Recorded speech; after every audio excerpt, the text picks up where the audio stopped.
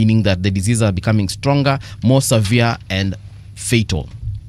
So it is important, guys, you observe this week. Find out what antimicrobial resistance is all about. We'll try our best here on the show to educate you. Perhaps even if not this week, we'll get someone, even if it's next week, to talk about it, because it is very, very important that we understand that you cannot abuse drugs and expect to be okay at the end of the day. People will just walk into a chemist and say, nipatia ile antibiotic inaitwa fulani fulani. You're given, thinking that you're treating a certain ailment that has not even been tested. Kumbe, you're just teaching your body to be resistant, not just your body, but microbes to be resistant to this particular drug. And that's how you find sometimes you have a cough that is not being treated, or rather treatable. You've taken all kinds of medicine, ISID, until now you have to be put on a drip, constant drip, and high dosages and a mixture of drugs just to fight that one microbe. It's bad. I'm sure you know of resistant tuberculosis, anti-drug, whatever. Anti-malarial, the same. Yeah, drug-resistant tuberculosis. That's what I was looking for, because people have abused this, medicine so much, such that the tuberculosis bacteria has literally become resistant. So you can imagine if you get infected with drug-resistant tuberculosis, my friend. Nikubaya. That TB itakunyorosha. Tuberculosis, and it's very contagious, Ni noma sana. So yeah, today, 18th of November, it is World Antimicrobial Resistant Week. So let's observe it. Find out as much as you can about antimicrobial resistance if you want to protect yourself and your family.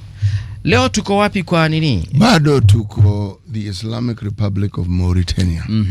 Mauritania is a lovely, interesting country. Okay. It is the 11th largest country in Africa. 11th largest? Yes. Okay. In terms of size or population? Size. Okay. Population kidogo, just 4.3 million.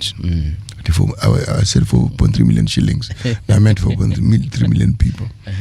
It is the 28th largest country in the world. 28th, Yes. 90% of its territory is in the Sahara. Okay? It has really very interesting features. It has buildings that date back to the 11th and 12th centuries. Yes. It has a rich history. Sunni Muslims predominantly. And many of the people who are inhabitants of that particular country speak French, Arabic. The official language are French and Arabic. Okay?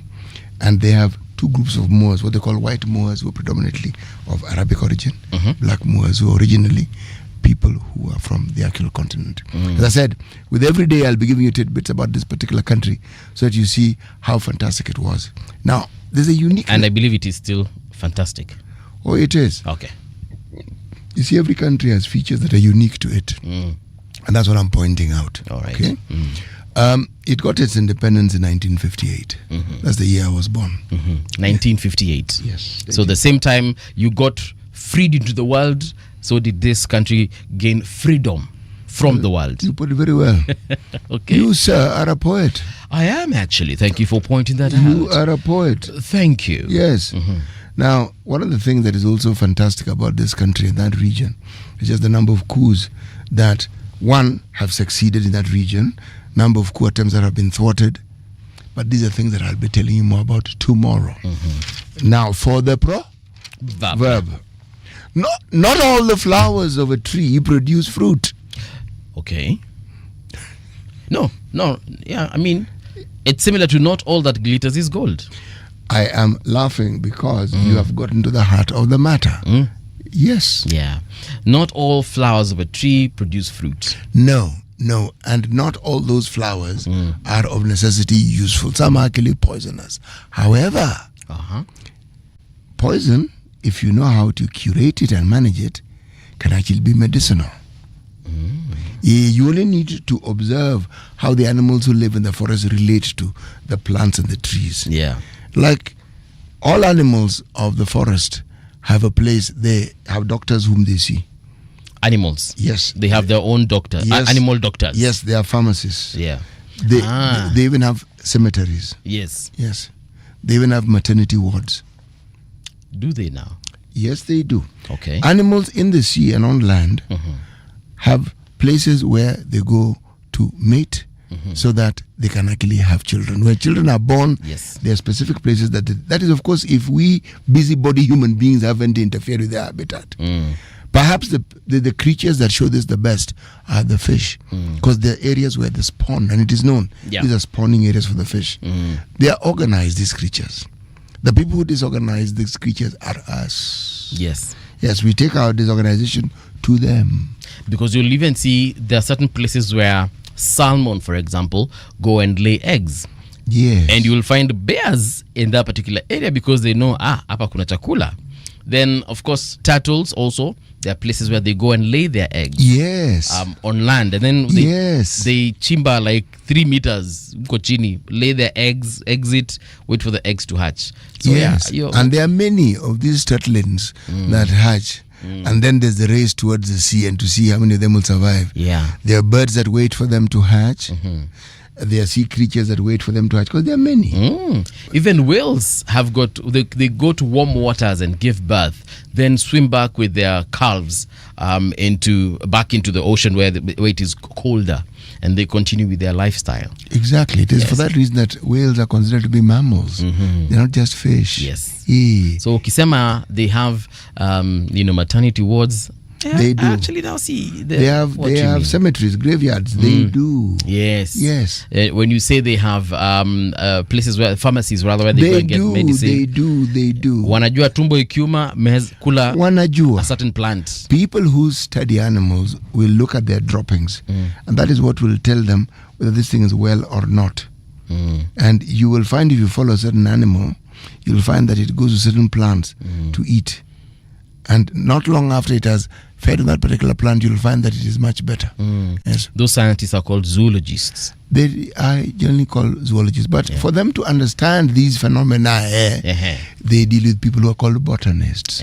So people who want to bunch this thing together are called botanists and zoologists. Actually, even anthropologists, those who study, our past and our history, sometimes when they discover, what is it called, like a fossil, they'll check its stomach content as much as it is fossilized, and they'll be able to tell that this particular animal or this creature was a herbivore because it fed on, you can tell there are leaves here, you can tell these are fruits, you can tell these are seeds, you can tell this one was a carnivore because you can tell from the stomach content this is probably feathers of a bird, so that means it fed on those birds.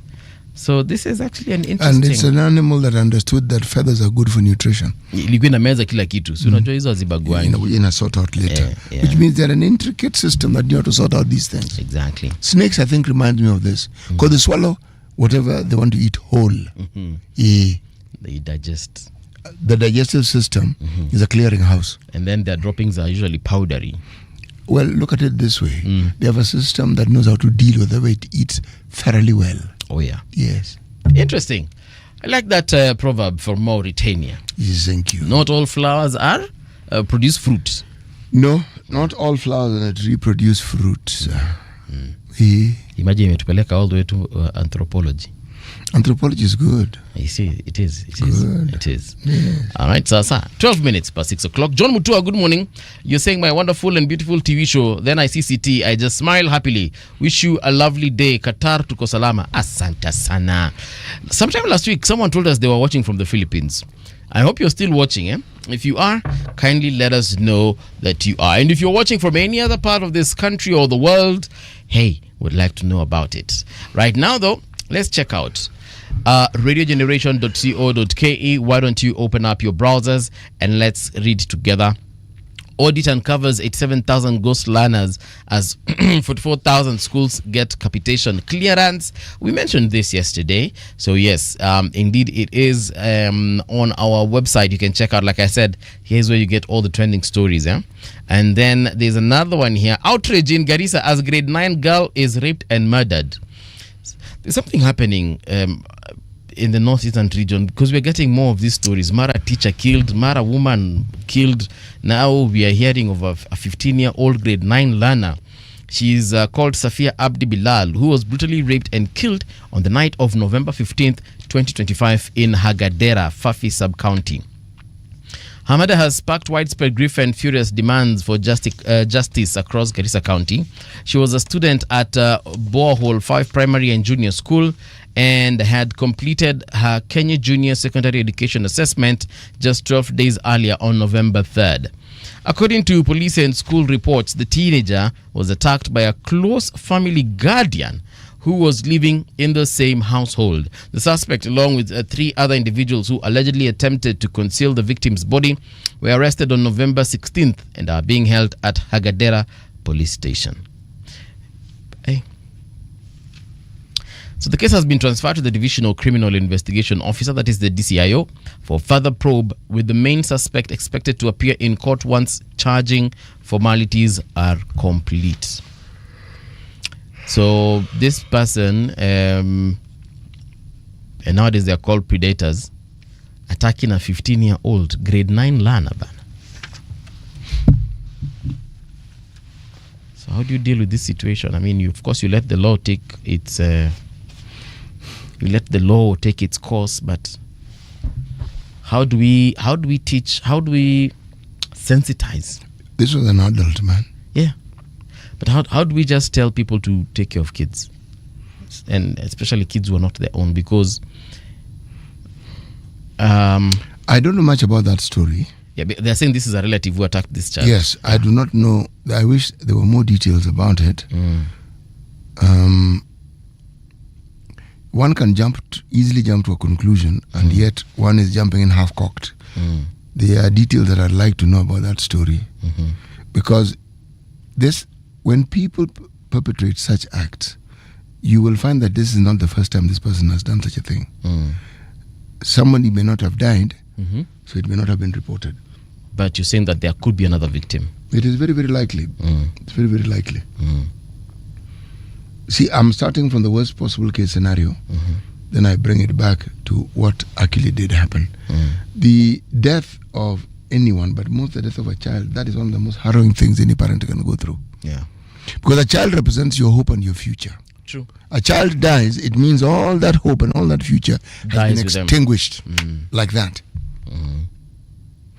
If we had facilities in our level 4, 5 and 6 hospitals that cater for the processes of evaluation for such an individual to first of all determine the state of mind this person was in before you now cast judgment, because the state of mind will explain very many things about the actions of this person.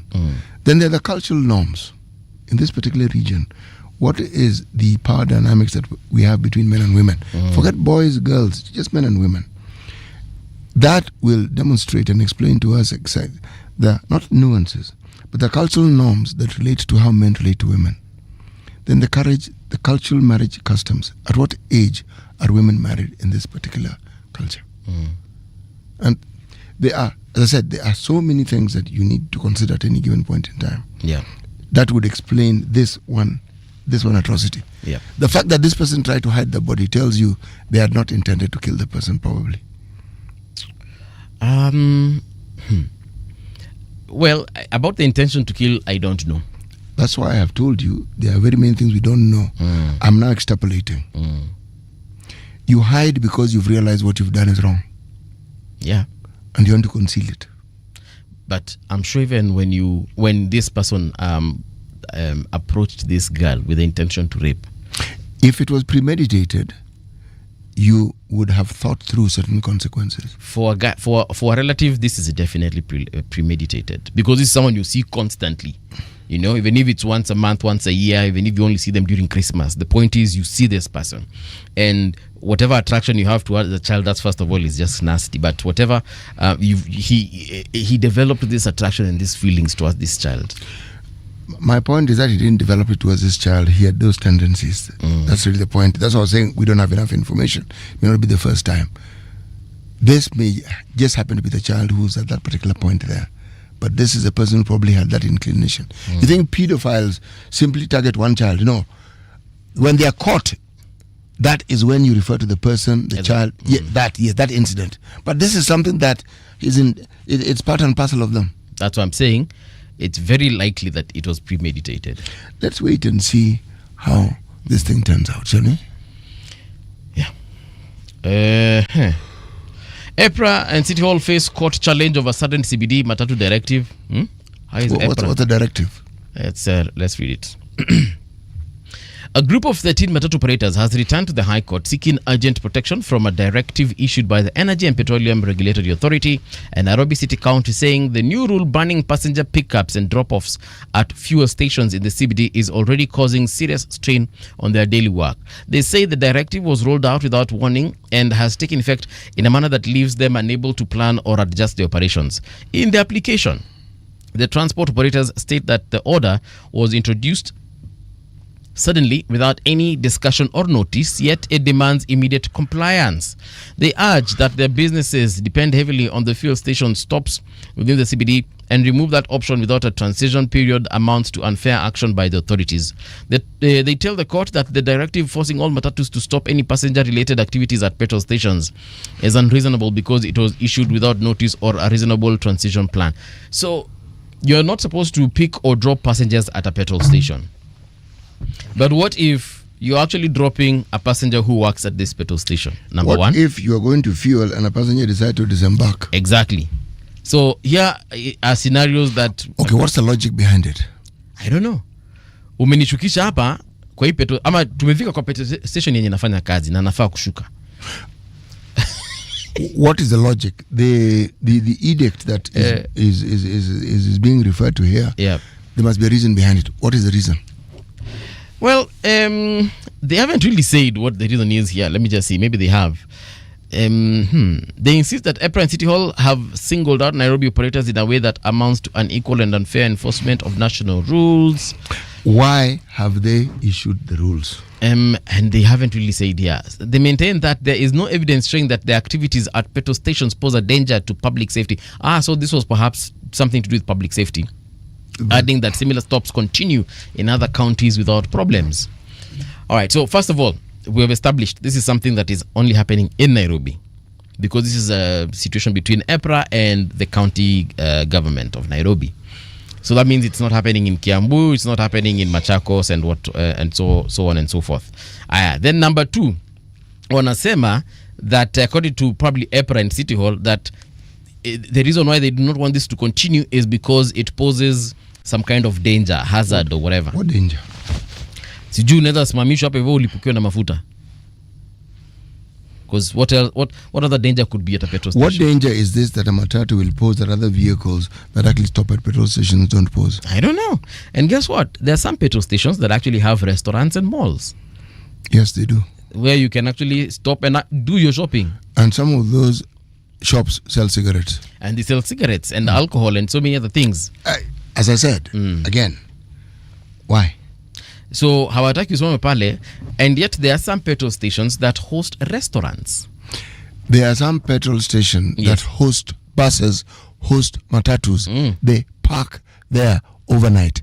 What are they talking about? Sasa ndio nasema sielewi. Through their lawyers Stanley Kinyanjui and Dunstan Omari, the petitioners say the decision has exposed them to losses, major delays and the risk of shutting down well-established operations. Do you know there are some people who actually wait for matatus at petrol stations? Yes, makes sense. Sababu yo gari ikikuja ku that's why it fuels every day. So you know. So you wait for it. And like you've said, there's a passenger mwenye anafika kwa petrol station and realize I need to disembark here because perhaps I've reached my stop or I need to or tell them, guys, give me 5 minutes. Sina maziwa nyumbani. This is a good place. Yes. Naomba dakika mbili tu ninunue maziwa. Ataambia okay, sawa. Ama dakika mbili nijisaidie. Yes. Look, man, this thing raises more questions than it provides answers. So again, let's wait and see how this thing evolves, shall we? Unless watu wa petrol station wame complain and said, hey, apana, these guys are disrupting our business. That report doesn't indicate that, does it? Exactly. That's what I'm saying. Had it been coming from that These are customers and clients, man. These matatus are probably the biggest clients they have. You know why? They fuel very regularly. Yeah. Those are some of the few vehicles that at the end of the day in this country have to fill the tank at the end of every single day. Borders drop people at petrol stations. Yes. Taxis drop people at petrol stations. Yes. Buses drop people at petrol stations. Sasa hii ya EPRA sielewi. and just so that we understand each other, yes, all these vehicles, including lorries, fuel at petrol stations. So again, lack of clarity. Let's wait and see. So that, actually, even there's some mechanics who you will find at petrol station. Gari yako imeharibika, anakuambia tupatane kwa ile petrol station. Petrol stations who have mechanics. And then there is that as well. You change your tires at petrol station. You do your oil change and so basically your service you do it at a petrol station. Hii EPRA hii kidogo maybe watueleze, maybe sisi ndio hatuelewi. For sure. I'm in that group of people ambao hawaelewi. For sure. Yes. Real-time tracking rolled out as road fatalities increased to 4,195. Let's see what Bradley Bosire has told us as far as this story is concerned. Road crash deaths in Kenya have climbed to 4,100 this year, prompting the National Transport and Safety Authority to introduce new measures aimed at reducing the rising number of victims, especially with the festive travel season beginning soon. The agency says the figures are worrying and require stronger action to protect road users.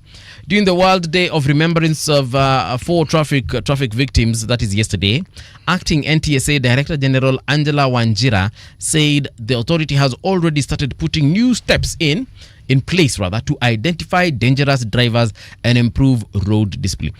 So how do you identify a dangerous? How do you identify a dangerous driver? You look at the ears. The ears normally tell you.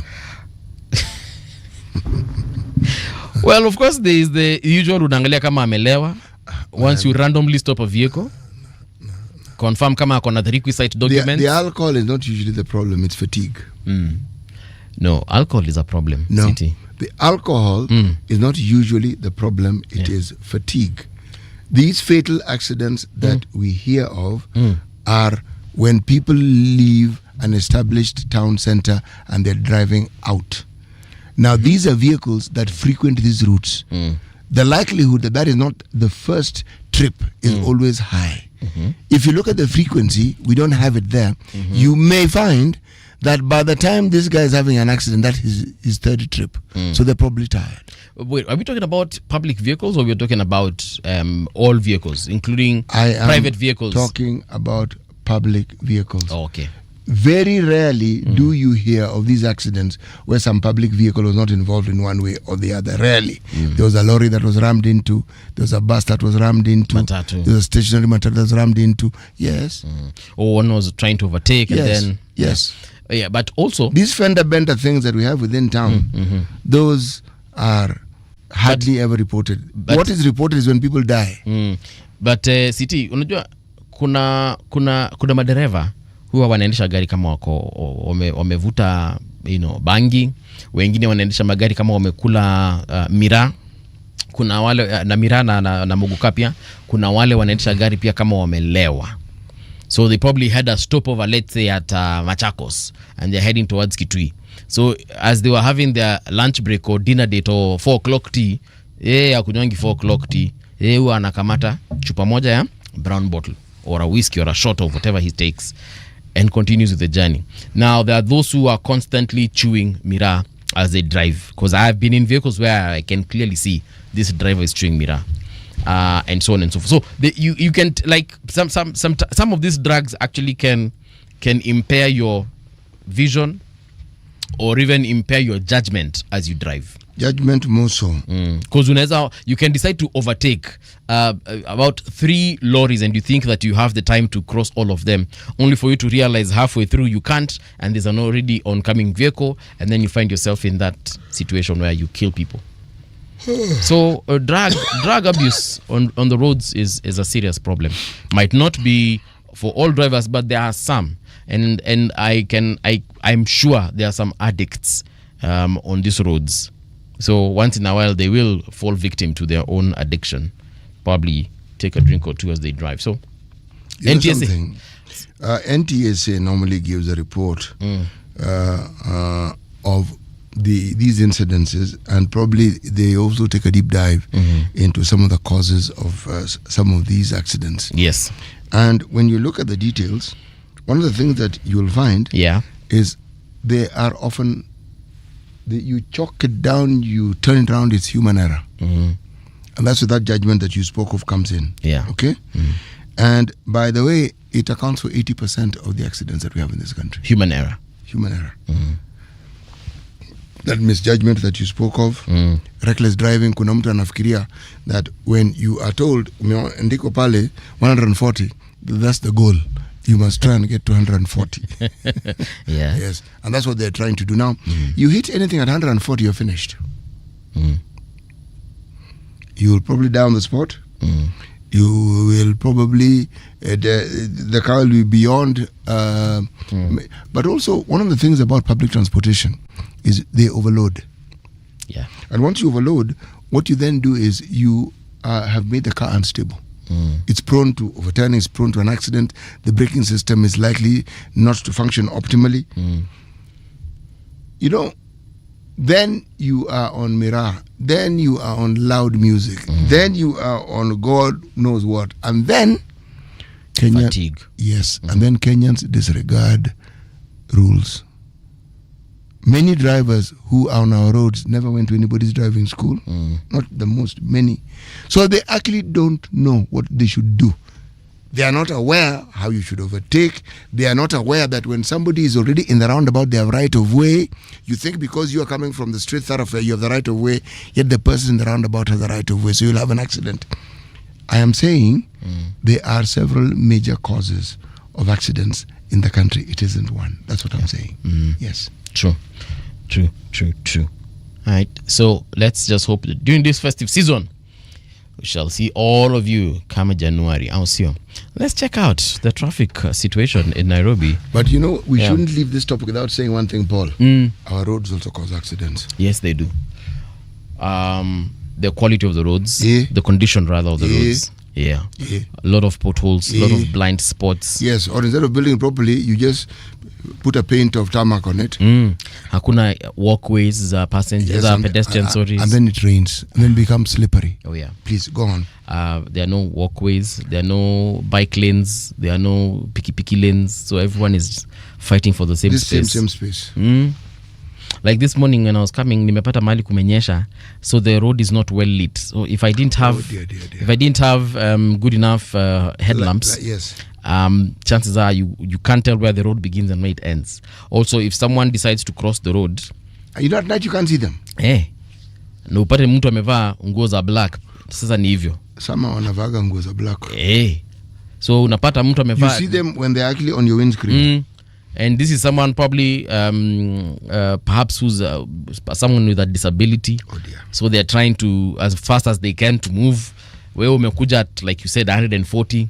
So by the time you realize this person is there, you try and swerve, you're not going to make it. Both of you die. And the speed limit on that particular stretch was probably 30 kilometers. But since you never went to driving school, you don't know. Hakuna mahali pa watu kucross over, hakuna overhead bridges. Yeah, but Kenyans also, even though they're overhead bridges. Wanapitanga. Kwanza bridge ndio hii, anapita chini yake. Vizuri sana. Yeah, so we also have those situations with our roads. They are not clearly marked. Sometimes you can't even see bumps. Like you realize when you've umefika ndio hii bump. They don't light those things, my friend, well enough. Otherwise you'd see them. Anyway, please continue. It is what it is. Anyway, what's on the roads? Traffic. Just outside our office, I can see it's very clear right now. But hey, it's only 6:33, so we expect it to be this clear. Going Skovek, iko sawa. Kikambala Road, mnasema hamna shida yote. Kileleshwa kule Lavington area. James Gishuru Road also, looking good at this particular hour. Naivasha Road also, no complaints coming through. Ngong Road yote, the stretch from town into Karen is looking good. Southern Bypass also, no complaints at this particular hour. Which other bypass is this? Let me see. Yeah, the Northern Bypass looking good. Eastern Bypass as well, no problems. Langata Road, no complaints whatsoever. So we expect it to look like this up until perhaps 7 o'clock, and then from then on, it's like everyone is usually told, leave the house at 7. Yeah, then we all meet in the middle, and then we start hooting at each other and telling someone, "Ungetoka mapema." Yeah, na ukweli wa mambo ni kana kwamba si makosa yako, ni venye tu situation iko. Then sisi wote tuko na magari, no one wants to use the trains. So it's a problem. So looking at Mombasa also, no problems, complaints on the roads. I can see that you guys are moving quite clearly. Naangalia sehemu za Jomo Kenyatta Road, Moina Road, Links Road, Nyali Bridge kule kila kitu iko sawa. Mbuni Road hamna shida yote. Mamba Village, Wild Waters, hiyo barabara iko sawa yote. Looking at this is Kengeleni kule, no problems whatsoever. Where else? Old Malindi Road also looking good at this particular hour. Did you see anything you think I should know? Well, you know where to find me, at Radio Gen KE across all socials. Traffic on Radio Gen. All right, there you have it. Front page of the Standard. This is what it says. Police bribe racket. You know, we can talk about this until tomorrow. We can talk about this every single day and would not lack anything to say. So this is what the Standard is saying at the front page. Hard-hitting audit has laid bare a sprawling web of corruption at the heart of the police service, exposing a system where junior officers are handed daily cash targets and Kenyans are shaken down to meet them. The Ethics and Anti-Corruption Commission report paints a picture of institutionalized extortion from matatus and bodabodas to bars and city traders, with officers threatened, transferred, or framed if they fail to deliver. It details bribery cartels, compromised accident investigations, extortion rings, misuse of firearms, decaying infrastructure, and gaps in training, revealing a security system weakened from within. This story is on page 6 and 7. We'll talk about it shortly. Front page of the Daily Nation says hackers paradise. City, do you know yesterday government was hacked? Not hacked once. Yeah. Government has been hacked severally. Yes. And when you say government, government institutions have also been hacked. Yes. I mean in the institutions, but most importantly, even State House was hacked. The website. Yeah. So they say. Tell me about this. Yeah, so let me just read this. Hackers Paradise. Threat cyber criminals yesterday made several government websites, including State House, inaccessible and defaced pages by altering their visual appearance and content in yet another major security breach. Coming amid repeated warnings by the Auditor General about system weakness, the attack exposes the state's laxity and puts the data of millions of Kenyans at risk. So this story is on page 4 and 5. So the Nation here puts a chronological order of how this is happening. So in 2016, for instance, they're saying that KRA was hacked, and then they allegedly so hackers strike KRA, allegedly leading to loss of 4 billion. Yeah? Alex Mutuku is charged as dozens of KRA staff are suspended. Then in 2022, KPLC attempted hacking. Someone attempted hacking KPLC's prepaid system, which led to delays in token purchases. And then in April 2022, KAA confirms that a group identified as Medusa breached its systems but failed to steal any sensitive data. Medusa is a Greek goddess. Actually, she was a servant to a goddess, and because she was so beautiful, she was cursed by a goddess because apparently she slept with the goddess's husband. Alikuwa ameleta compare. Then I think it was Aphrodite who cursed her. Aphrodite, yes. If you now talk about it in terms of the Swahili that you speak, Mazee alikuwa anajiona supu. Si ndio? Yeah. Aphrodite alikuwa mrembo, lakini Medusa alikuwa mrembo zaidi. Na according to the legend, of course, to the myth, alafu pia Zeus, who was the god king, alimnyemelea Medusa mara kadhaa. Na Aphrodite akaona, wewe kitu nitafanya, kila mwanaume akikuangalia atakuwa anageuka na kuwa nini? Mawe. So that is the story of Medusa. So why these hackers chose the name Medusa? Alikuwa jiwe. Jiwe. Utakiuko kwetu. Na wakiwa wengi kwa mawe. Please stop imitating my people. Okay. Yes, because it's my people who understand that one stone is called mawe. Unageuka unakuwa jiwe. Yes. So why these hackers decided to call themselves Medusa? I wonder. In 2023 July, Anonymous Sudan claims responsibility for a distributed denial of service attack on the websites of eCitizen, public hospitals, and universities. So there's a group called Anonymous Sudan. In 2023, again July, a second attack claimed by Anonymous Sudan paralyzes websites of several ministries and departments. The one that has caught my attention is the KRA one. 4 billion was lost during that attack.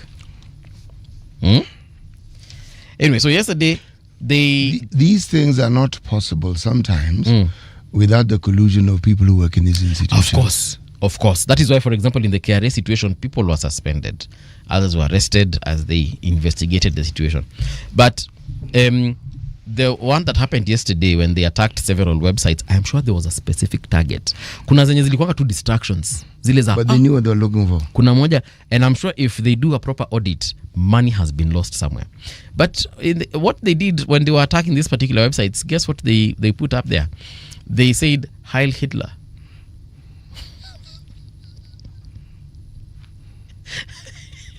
They do know they'll be found. Highly unlikely, bro. You know, you underestimate our cybersecurity. Yes, and the power of the state. You truly underestimate it. If the state wants them to be found, they will be found. These hackers do not work in solitary, as solitary individuals. They work in groups. Okay? And the thing about groupings in Kenya, just give it time, there'll be a fallout. And the fallout will be about money. Yep. And the person who's disgruntled will now start speaking. Yep. Give it time. There's a group of hackers. They are called Anonymous. I don't know if you've heard about them. No, I'm not familiar with hackers, but familiarize me with hackers, please. Yes. Let me just read for you their description on Wikipedia. It says, Anonymous is an international collective organization as a decentralized group of activists and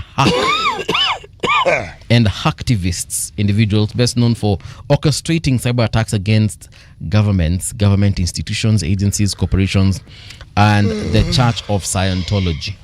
So what am I saying basically about this particular group of international hackers? They have never been caught, and chances are they will never be caught. But they're activists and hacktivists, but it doesn't stop them from doing nefarious stuff once they get into your system. They actually threatened this government last year during the maandamano, and they said if certain things are not done, they will expose some serious issues and serious stuff about our politicians. About serious people. Yeah, about our politicians, members of the executive. And I'm telling you, when those guys tell you they are coming for you, they are coming for you. They will expose pictures, details about your transactions, your bank accounts, who you've been working with, who you've been sleeping with.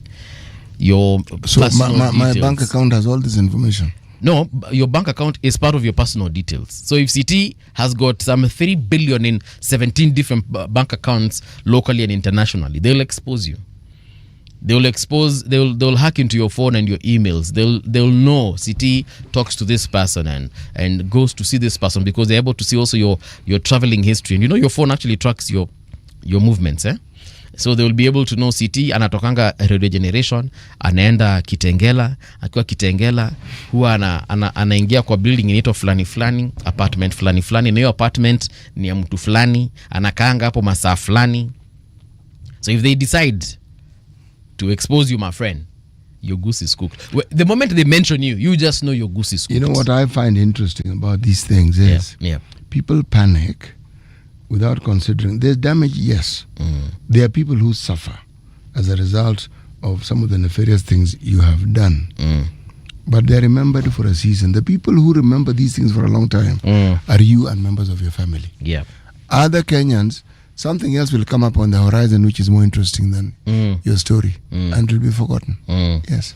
So if you're planning to do nefarious things, just make sure you don't get into the radar of these hackers, because they seem to focus on government. I'm not a government. Oh yeah. But also they target also billionaires, especially if you're the kind of billionaire who's doing things that affect the world negatively, like produce GMO stuff that are intended not to help the people that you say that you want to help. So lastly, on the Daily Nation, a police officer engages prospective police recruits. Yes, hii ni mambo ya recruit. Low turnout mars hiring of 10,000 police officers. Low turnout and disappointment galore. This aptly describes the national police. What are you call makarao tena? aptly describes the recruitment which took place across the country yesterday. Among the disappointed were university graduates who hoped to be recruited only to be told that the exercise targeted those who scored D+ in KCSE. University graduates who turned out for the listing D+. Wanasema ni D+. D+. This isn't very encouraging. Yeah. So you've gone there with your this is not encouraging at all. You've gone there with your first class honors degree because you have been jobless and you are unable to secure any kind of biashara. So you get there, you want to be recruited as a police officer, and then they tell you, hey bro, you and your first class, my friend. No. There was always a pushback from the police service at the time when they started employing graduates as police officers. There was a serious push. Because it looks like a fundamental requirement to join the police service needed. You need to fail several exams before they could actually employ you. I'm being facetious here, by the way. But people who rose up the ranks were very resistant to people who are joining the ranks of officer because you had a degree. They were resistant to it. Hii masomo mingi unakuja na hapa kufanya nini? Hii ni kazi ya polisi, haitaki hii masomo nyingi. Degree ya nini? Umekuja hapa kuletea degree, and they're saying, guy, it's a job, man. So what do you do in such a situation? So according to Kilifi Police Recruitment Panel, Dr. Davidson Muga alisema, we only need recruits who have completed KCSE and attained D+. Yeah. That thing is going to go to court. Man, what? Si kwa ubaya sitini. No, ni kwa ubaya sana. Mimi nataka kuuliza. No bro, ni kwa ubaya sana. The reason I'm clicking my tongue is because we seem to have people in this country who are determined that we must remain in the Stone Age. Yeah. Mimi nauliza tu. We move forward and then people take you backwards. We move forward and then people take you backwards. Are they telling us that when you're recruiting police officers, there are different cadres who are recruited at different times? Meaning, if as Karikanga, where you are the person who's going to be on the beat and you'll rise up to sergeant full stop and not higher, you have a different sort of recruitment. Officer level, where you are inspector, blah, blah, blah, chief inspector, major inspector, supreme inspector, etc., etc., etc., that you have a different recruitment. If that is the case, where's the clarity? But this back and forth, back and forth, back and forth, back and forth, it doesn't forebode well.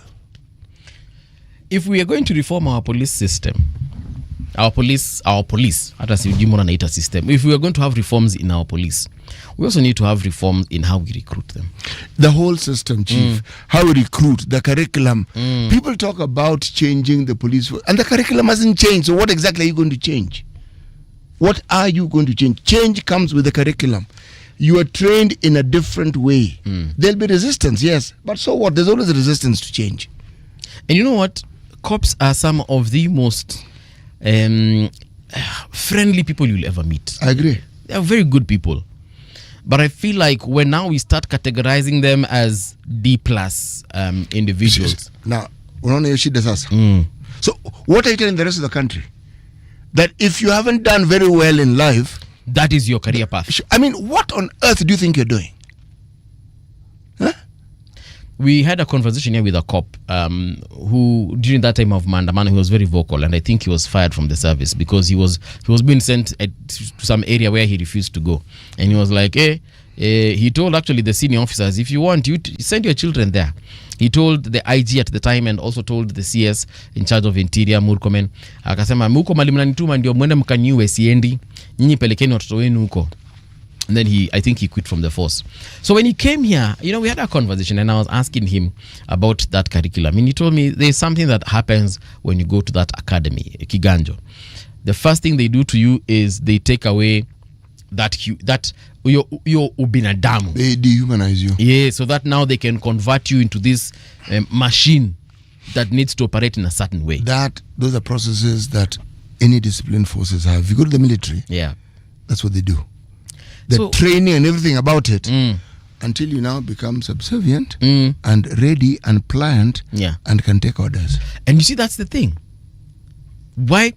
I see people in the corporate world taking orders. Vizuri sana. PhD holders being told what to do by their seniors, and they do it.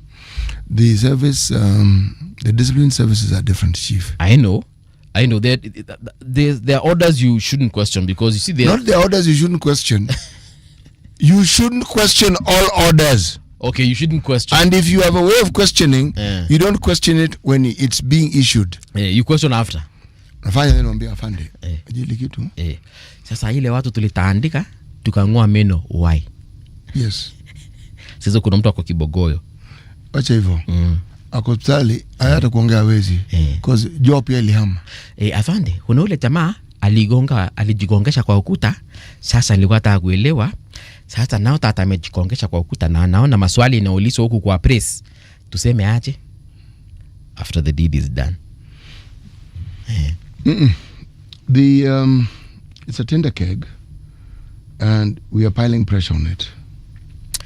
Sitisoma, what is on your magazine? Let me read the East African. Samia's quest for national healing. President Samia Suluhu Hassan goes motherly on Gen Z orders to release close to 500 youth, promises dedicated ministry, special unit, and dialogue aimed at mending fences with an aggrieved opposition. Remember when we were discussing the Tanzanian elections, and I mentioned to you in passing, and I said, the thing you need to consider here is how much money does Tanzania owe foreign lenders? Because if you owe, they are going to tell you what to do. And it may not be as negative as you think. Okay. What happened in Tanzania, CCM was not going to get away with it. No. And the changes that many of them have resisted were going to come. Yeah. And these are the signs that the changes have what? Have arrived. Yep. Let me just read. In the news, newsmakers, Phoebe Okoa, the Kenyan jurist, was elected a judge of the International Court of Justice on Wednesday to fill the seat vacated by Somalia's Abdul Qawi Yusuf, who resigned from September 30th. Mwigulu Nchemba, Tanzanian parliament on Thursday unanimously approved former finance minister's appointment as country's new prime minister following his nomination by President Samia Suluhu Hassan. Alaa Abdel Fattah, British Egyptian pro-democracy activist, Egypt's best-known political prisoner until 7 weeks ago, Alaa Abdel Fattah was stopped from flying to the UK by Egyptian passport control earlier this week. Cyril Ramaphosa, South African president, says there will be an investigation into the mysterious arrival of chartered plane carrying 153 Palestinians from Gaza into the country via Oliver Tambo International Airport. Ali Bongo. On Tuesday, Sylvia Bongo and Nuruddin Bongo, former First Lady and son of the deposed Gabon leader, respectively, were found guilty of embezzlement and corruption and fined in absentia. Nicolas Sarkozy, the former French president, has been released from prison after a Paris court ruled Monday he could be freed pending an appeal for his September conviction for criminal conspiracy. Right. Iyo nimepatia brief. Boeing ordered to pay more. Do you remember there was a Boeing accident in Ethiopia some times back? Yeah. A 737 MAX. Ethiopia Airlines, that plane. Particular plane was recalled, and they said it had a landing problem and a problem. Okay? You know that one?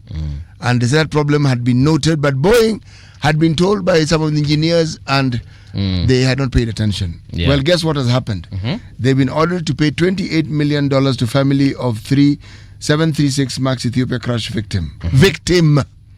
A jury of federal court in Chicago has ordered Boeing to pay over $28 million to the family of a UN worker who was killed in the 2019 crash of a 737 MAX jet in Ethiopia. Right. The award to the family of Shigag comes in the wake of the crash and another Indonesian in 2018, which combined killings of 346 people. God. Under a deal struck on Wednesday, Garg's family will get 35.85, the full verdict amounted, plus 26% interest. The Boeing will not appeal. Umesikia hiyo? Nimesikia hiyo. Hiyo ni pesa mingi umelipa. Hiyo pesa watapeana, my friend. Wamesema hawata appeal. Hawata appeal kwa sababu appeal mazee hiyo sasa inakuletea that word Sida. Mingi. Okay? Right. Kenya has geo-economics advantages in East Africa.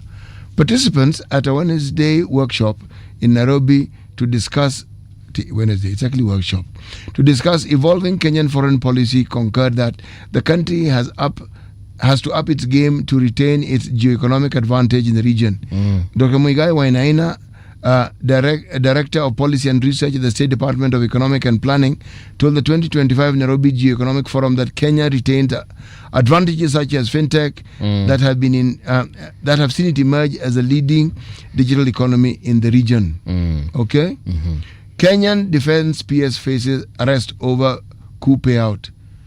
Defense PS Patrick Mariru risks arrest after a court ordered the police to execute a warrant against him over alleged contempt, citing obstruction by military officers in enforcing an order tied to the 25.4 million shilling payment for former soldiers' T-shirt.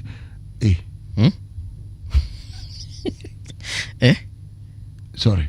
The court ruled that the police must arrest him after military police officers allegedly frustrated plans to serve officer in charge of the military police at the DOD with court papers. Siafungwe tuone vile PS how they look when they have been arrested. Sinasikia alitumia masoja serikali si serikali alitumia jeshi military police kujizingira ili asikamatwe na national police. I don't know why people think that when you break the law that you're doing something that is actually sensible. It's not sensible and it'll catch up with you. I'm looking at the front page of the Star. Your free copy of the Star, by the this is what you'll get. 2027 epic race. Ruto numbers against Kalonzo and Gachagua. President has upper hand if he inherits Raila's entire voting bloc. Then there's Odinga's former spokesperson, Dennis Onyango, why ODM should support Ruto. Apale chini, number of hungry Kenyans to increase from 1.8 million to 2.1 million by January, according to a report which you can get it on page 16. Man who is 67 imprisoned for 22 years for stabbing relative during family altercation. This one is on page 3. But let me look at historical kubwa hapa, the headline.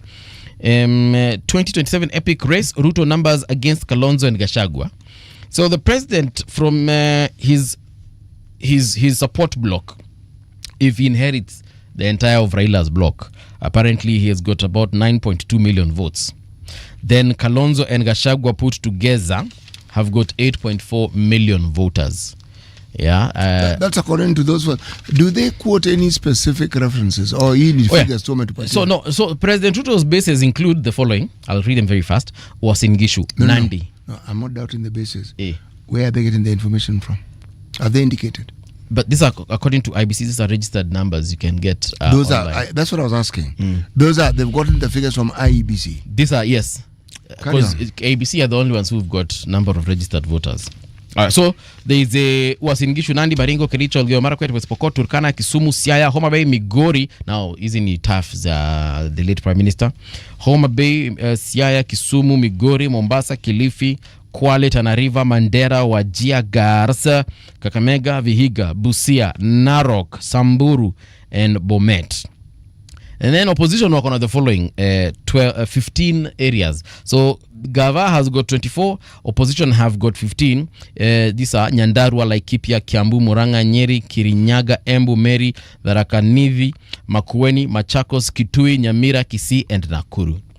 The battlegrounds are only 8, and they include the following: Nairobi, Kajiado, Isiolo, Marsabit, Taita Taveta, Lamu, Trans Nzoia, and Bungoma. Now, the battleground has got 4.4 million votes. The what? The battleground. The swing votes. According to them. According to them. Swing votes hapa ni 4.4 million. And the swing vote inapatikana wapi? Nairobi, Kajiado, Isiolo, Marsabit, Taita Taveta, Lamu, Trans Nzoia na Bungoma. Si so, Trans Nzoia ndio kwa natembea? Yes. Isi already ni kama iko yu upande ya kina That's why I'm asking all these questions, because that article seems to want to convey a certain narrative. Yes. Kajiado iko Jubilee. Kajiado is mixed. Na si Jubilee ni kama iko huku upande ya kina Kalonzo. Yes. Alafu kuna hii inajulikana kama sasa Malindi naweza sema they're probably fighting over is Nairobi, Isiolo, and Isiolo not necessarily 100%. Isiolo might belong to the president's side. I could be wrong. Why? I could be wrong. There are Merus there, yes. There are Somalis there. There are the people there in large number. But those two communities are predominant. Yes. All right. Then we have another place. I think Marsabit also could belong to this other side. I could be wrong. Which other side? Side ya president. Oh, east side ni president. Hii ni Kalonzo. Akori nikiangalia gazeti, president wako hapa, Kalonzo na Gachagua wako hapa. And then we have Taita Veta, Taita ish. Okay. Then we have Lamu.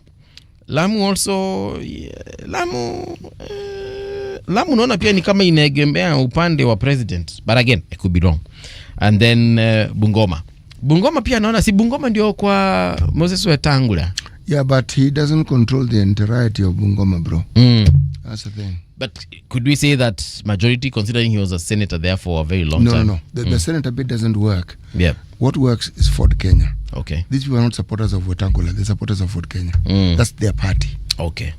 All right. Wetangula is the party leader of Ford Kenya. Yeah, but he hasn't established himself as the kingpin par excellence. No. Okay.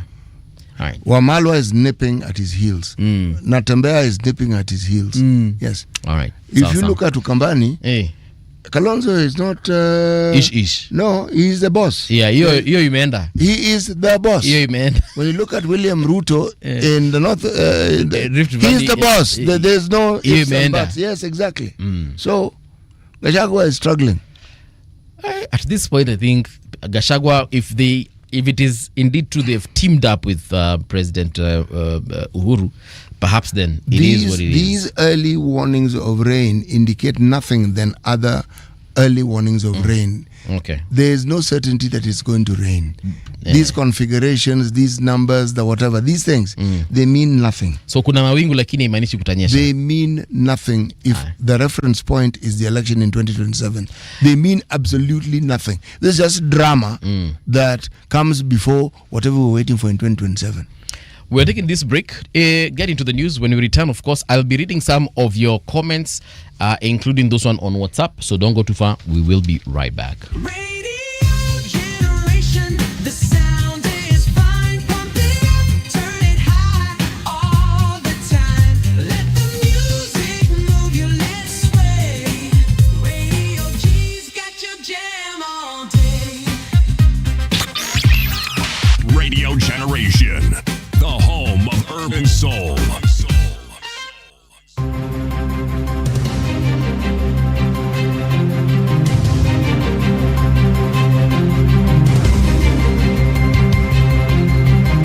This is the Radio Generation News. Good morning, I'm Soki Brenda. The results for grade 9 candidates who sat for the Kenya Junior School Education Assessment will be released on the 11th of December 2025. Education Principal Secretary Professor Julius Bitok says the move is aimed at ensuring the learners adequately prepared to join grade 10 on the 12th of January 2026. Bitok also dismissed claims of plans to increase secondary school fees next year, maintaining that basic education remains free. Our plan is that we release the results for Kajasea on the 11th, and within 1 week after that, we do our placement, after which we expect them to get their letters before Christmas, and we expect them to report on the 12th. All our learners will continue enjoying free primary education, free day secondary education. The murder trial of slain teacher Albert Ojwang is scheduled to commence on January 12th, 2026. According to the Office of the Director of Public Prosecutions, the prosecution will be led by Senior Assistant Director Jason Makori. The prosecution team plans to rely on 16 terabytes of CCTV footage in addition to testimonies from 6 witnesses. The development comes weeks after the High Court declined to grant bail to former OCS Samson Salam, Constable James Muhana, Peter Kimani, and 3 other co-accused. And lawyer Chacha Mwita is due back in court on Wednesday as the court is set to determine whether he should remain in custody for 20 days. This follows a request by the Anti-Terrorism Police Unit.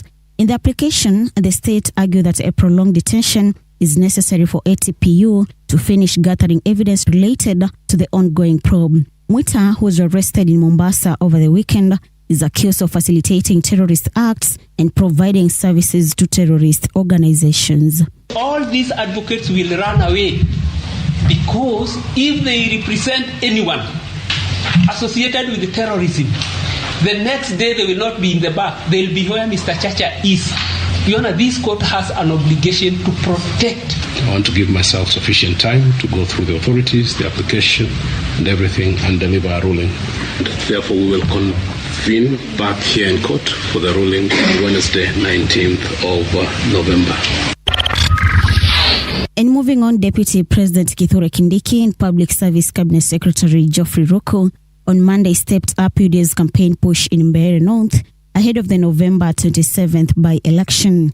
They reaffirmed their strong backing for UDA candidate Leonard Muthende, assuring him of solid support from the party's top leadership. Muthende is up against tough competition from DCP's party candidate Newton Karish. Na sisi tukipima na darubini, ule mtu ambaye atatutetea vilivyo ni Mheshimiwa Leonard wa Muthende. Kweli si kweli?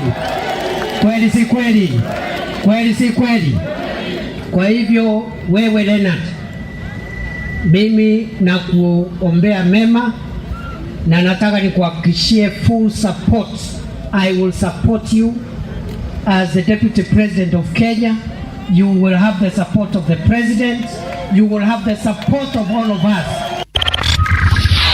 The UN Security Council has voted in favor of a US drafted resolution which endorses Donald Trump's 20-point plan for Gaza. Included in the plan is the establishment of an international stabilization force, which the US says multiple unarmed countries have offered to contribute to. The resolution was backed by 13 countries, including the UK, France and Somalia, with none voting against the proposal. Russia and China abstained. And that's the Truth on Radio Generation. I'm Soki Brenda. The views and opinions expressed on this program are those of the guests and do not necessarily reflect the views of Radio Generation. Radio Generation assumes no responsibility or liability for the interviewee's views. This is Radio Generation. In the beginning, there was morning radio. But now there is Radio Generation's The People's Breakfast, curious and bold, getting facts from the shadows. That's what it is. Now, as the city wakes and secrets stir, a bright new voice shines. The People's Breakfast, your morning, your voice, your journey. Good morning. Good morning, my neighbor. Welcome to the home of hard truths and bold insights, Radio Generation. Yes, indeed. Welcome back to Radio Generation on 88.8 FM in Nairobi. This is the People's Breakfast. And if you're in Mombasa, then it's definitely 90.7 FM.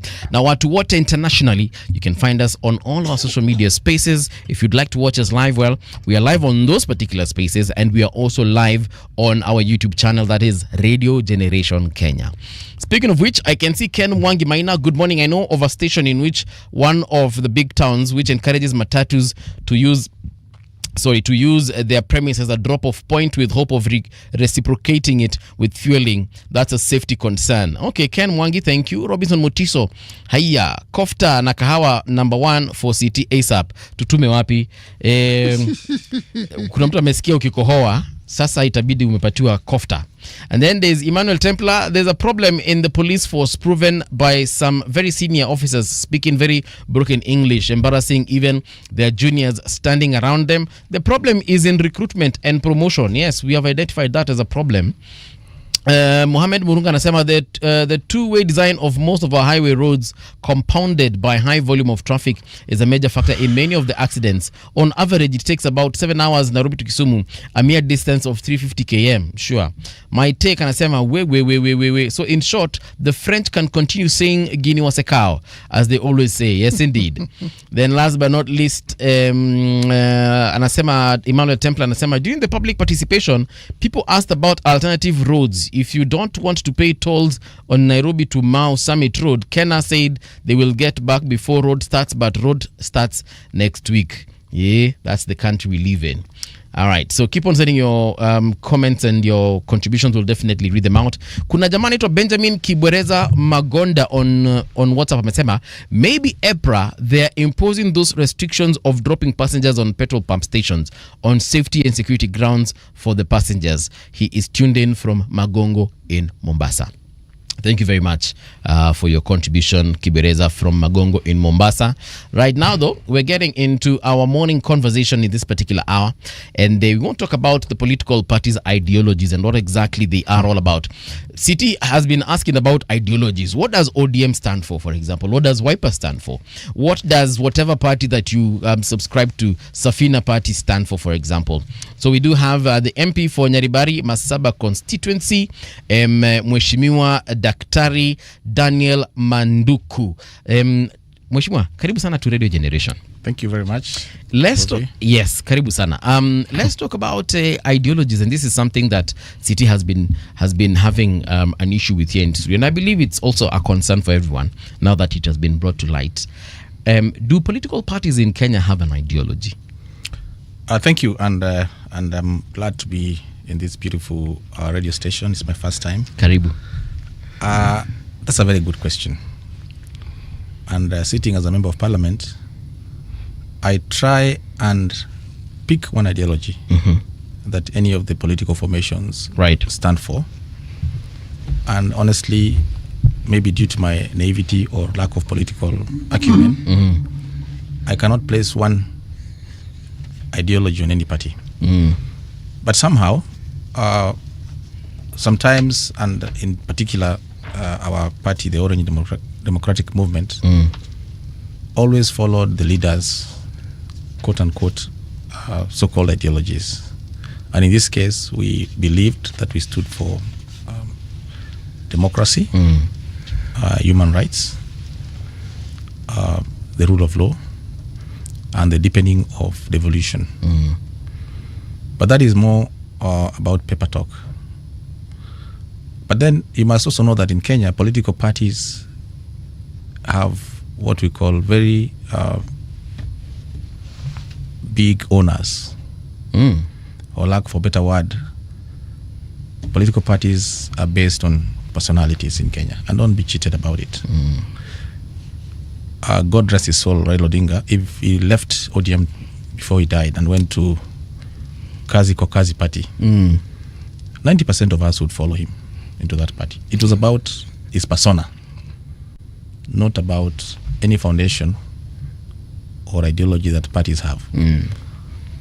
I've just come from Mombasa, where we had our celebrations of our party, and anyone who stood on stage spoke either about remaining in the broad-based government or spoke about the looming changes in the party. But no speaker talked about ideologies. So it means ideology is a peripheral matter in the political party discourse. Yeah. And that is where we are. And same be said of all other parties. And that's why parties live up to the end of either their incubancy or to the end of their leader. Okay. You've mentioned the looming changes in ODM. What exactly do you mean by looming? You see, if you look at our party, ODM, it was largely, or people tell me, in fact, I hosted quite a number of people in Mombasa, and most of them already feel orphaned. They tell me that we were in ODM because of Raila Odinga. And they ask me, Mheshimiwa, where next? I tell them, but the party is still going on. They say, no. We think that we need to get another space. Obviously, and let's not pretend about it, it will be impossible to get a leader who can hold such a large party like ODM and have it fixed without any internal movements. And from the speeches you could see already, even the family itself seems to have a divergence of views. Let me tell you about ODM. Raila Odinga was able to hold all the regional interests. And we believed that in him, we had a solution. If you remember at independence, we had the Kenya African Democratic Union, which believed in what we would call federalism or majimbo. Mm-hmm. And the reason is every region has its own political interests. And no two regions have similar interests, save for the cross-cutting national issues, employment, things to do with the economy. But every region has its own political interests. Mm-hmm. And so when KANU folded and went into KANU, we had a central government. And so in Raila, we saw a rebirth of the regional interests being taken care of. We believed that Raila would come to Kisii, for example, and understand what the Gusii nation wanted. He would go to Mombasa and understand what the coast people wanted. He would go to Turkana, and that's why he had a following in all these regions, because he was able to put together a coalition of regions. Now, in the absence of Raila Odinga, I don't see any other person who first would understand the geopolitical nature of our politics, who would understand the historical injustices, and who would be a hope for the future. So it's imminent that obviously there'll be internal conflict, and already it's playing out. Okay. And ultimately, we will have some people leaving. Like the Gusii people, I can tell you, have left ODM as we are speaking here today. The Gusii nation has already left ODM. Where are they headed? They're headed to their son, Fred Matiang'i. Okay. And let's not pretend about it. In fact, I was the only ODM member of parliament in Mombasa. And from the Gusii nation? From the Gusii nation. That is a signal. You're the only one, Mheshimiwa? We can't keep He said pretending. member of parliament. Yeah. Simbarati is not a member of parliament, he's a governor. I know, but Yes. I'm just trying to... This is me absorbing. Oh, this is me digesting the And you see, information. the Gusii nation Yeah. has consistently been with Raila Odinga. But I met the delegates. Forget about the members of parliament. Yes. I met the delegates. I hosted them. And they had one question. Where are we going? Of course, they have the answer. Now, if you come to Coast Region, the Coast Region has supported Raila Odinga for many years. In fact, some of those people in Mombasa have put a lot of resources into the party. You saw the speech by Minister Joho. Already, it is likely that the Coast will want to have their own party. Joho has his own party. Well, so let us not pretend about this matter. It is not possible to get an enigma who can hold us together. Yeah, Baba was one of a kind. Yeah, and so ultimately we have to fragment, and it is good for the party so that it can get a rebirth or a renewal. There's something now that you've spoken of fragmentation and so on and so forth. The Star newspaper, I don't know if you've had the chance to look at it. Yes, I saw that page 1 article. Yes, they are talking about what President Ruto has, the battleground, and what the opposition has. So they've mentioned about 24 regions, counties basically, and then 15 for Kalonzo and Gachagua. Do you believe that this is a true representation of the way things are on the ground? Statistically, and going by past trends, this actually is what is likely to happen. If the elections were held today. But remember, we still have about 20 months to the elections, and 20 months in politics is a long time. The final formations will be made around March, April 2027. So it's still early to speculate. Okay. But as things stand, this is a true reflection. In fact, my worry is on the battlegrounds that are listed for President William Ruto, especially the Luo Nyanza battlegrounds states. They have to grapple with voter turnout, because going by the last trend, 800,000 Luos did not vote. Maybe they didn't vote because they believed Raila had already won the presidency by virtue of being in government. That's a theory. But now, going by that trend... See, the problem is whatever the theory is, if those numbers represent people who didn't vote, that is what counts. The votes were not counted because they were not present. Yeah. Reasons become secondary. Agreed. And you see, these are holistic numbers based on the voter register. Just copy paste from the voter register. So there is what we call in political or in election theory, voter suppression. There is what we call voter turnout, and these numbers are assuming there's no apathy. But remember, Central Kenya will wake up to vote not because of anything, but because of what I would call that sense of feeling betrayal. And that is a very bad way to stand and vote. And even the worst thing about Central Kenya, they have said they are not interested in position number 1 or now even number 2. And so when they wake up to vote, they'll be voting someone out. They're not voting anyone in. Yes, that's very dangerous. But it's going to be interesting because the person they voted out, for as long as one can remember, is no longer there. So who are they going to vote out this time? Well, your guess is as good as mine. But then you know how they talk. You see, no, what Mheshimiwa is saying, and I think I understand him, and correct me if I'm wrong. What he means is, in the previous election, the Kikuyu nation stood out because they wanted to vote. They felt they owed President Ruto, right? And that's why they voted for him, and they ignored President Uhuru at the time. So this time round, now that they feel betrayed by President Ruto, they're going to be voting him out. Actually, my discussion went beyond that. And I am saying, from time immemorial, from the time of Jomo Kenyatta, the Kikuyu nation has voted against a Luo leader. It was Jaramogi, then his son, Raila. Yes, it is. These are the permeations of. Do you really think that if Uhuru had supported somebody else, they would have gone against Uhuru? Historically, if I look at what has happened, there's a narrative that was sown, a seed that was sown against Raila, and some think against the Luo nation by people, not in central Kenya, by Kikuyu specifically.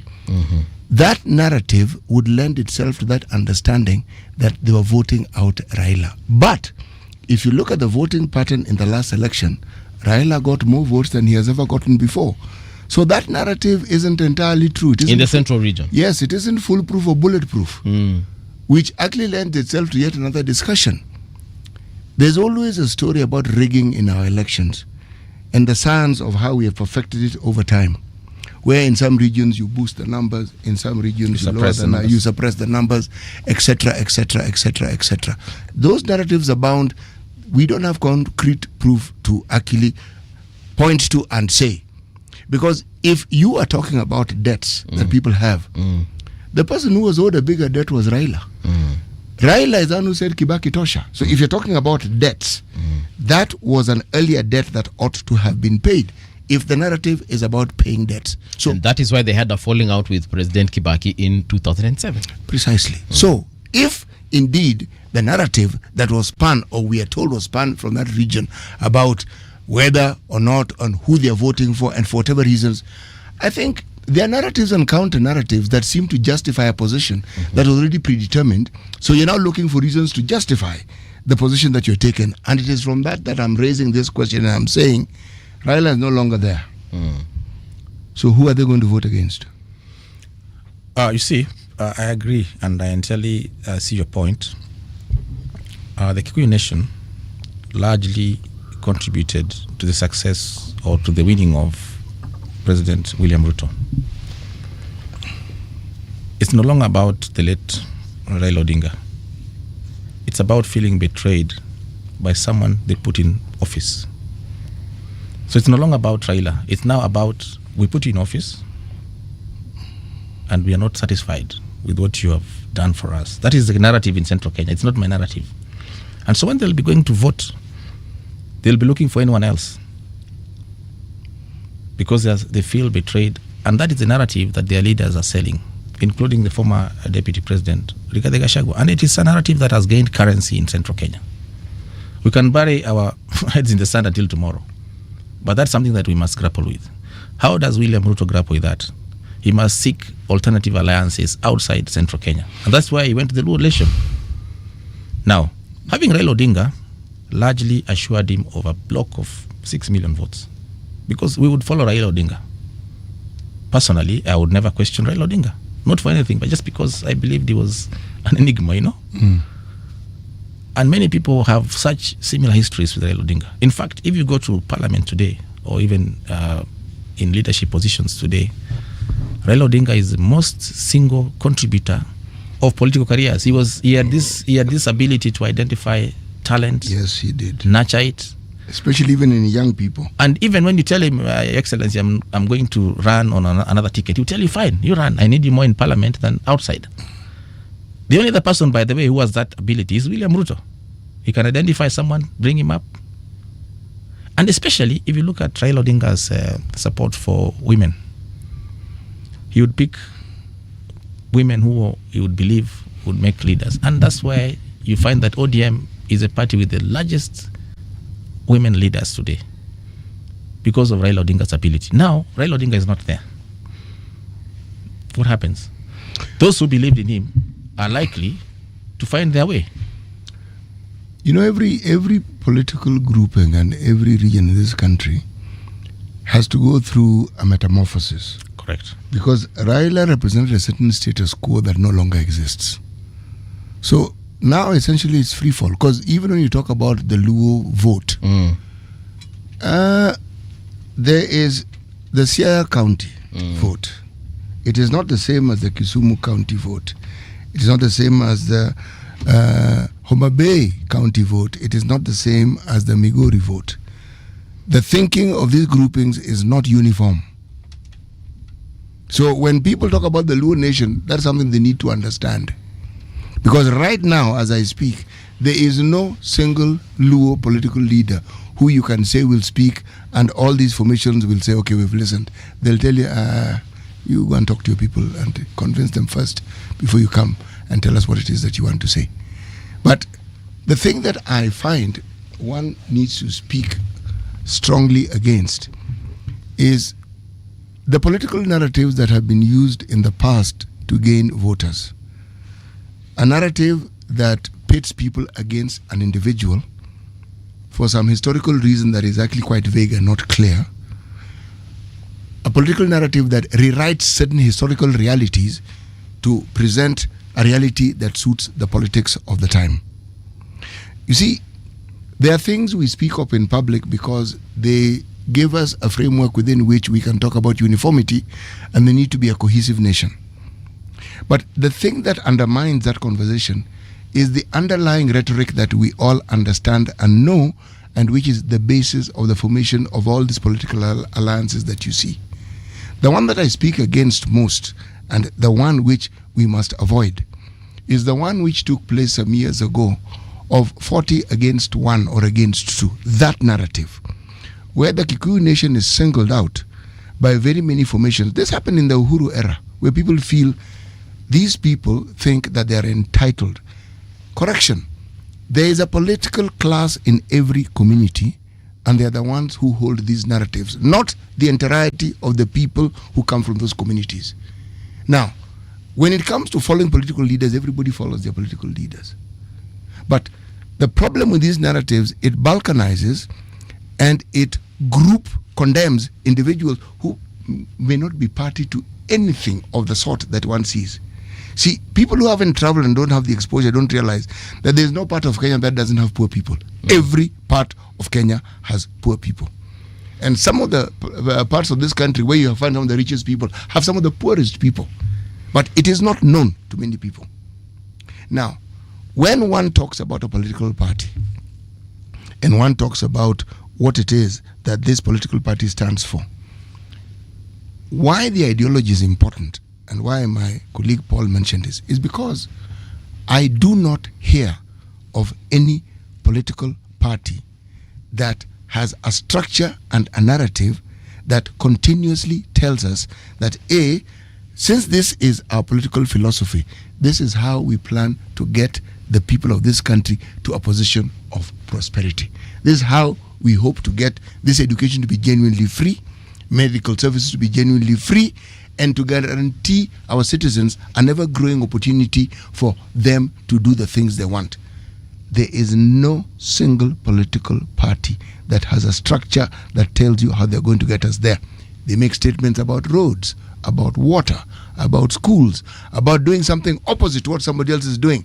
But they do not have a structure or a framework that can convincingly tell you this is how we are going to get to where we want to go. What you've said is exactly where we started. That no single political party has consistently demonstrated that it is hinged on any ideology. And in the absence of that, political parties are hinged on two bases. One, the ethnic base, and two, personalities. And that may take time to change. Of course, what you're talking about is what you call an ideal situation, where we ought to be. They say the nirvana, where we are going to be. But the reality today, CT, is that Kisii people will follow Fred Matiang'i, and whether he goes to any party with or without an ideology. But the Kamba Nation will follow Kalonzo Musyoka. If not 90%, at least 75%. I agree with you, they should. But how many things should be? And they're not. Daktari, you know the reason why you find me harping on this thing to the point of getting hoarse is for a very simple reason. A political ideology gives you the plan to get to this ideal situation you're talking about. Because that's the whole idea. So you always know why you are short. But the plan is there, so you know. You know, CT, what you're telling me, I'm a student of strategy. What you're telling me is that political parties ought to have a long-term view, long-term strategy based on an ideology. An ideology in this case would be the mission or the vision for that matter. Political parties are formed to win the next election. Right now, any formation right now is hinged on winning the 2027 political contest. No one is thinking of having a political party beyond 2027. And that is how Kenya works. Daktari, then we are doomed as a nation. Well, we are completely doomed. Because if all we want to do is win an election, then we are completely, utterly, irretrievably doomed. Perhaps then the question we need to ask ourselves, Mheshimiwa, is how do we change that? Fine, yes, that's the goal for 2027. ODM wants to win this, UDA wants to, Wiper and everyone else wants to win this particular election.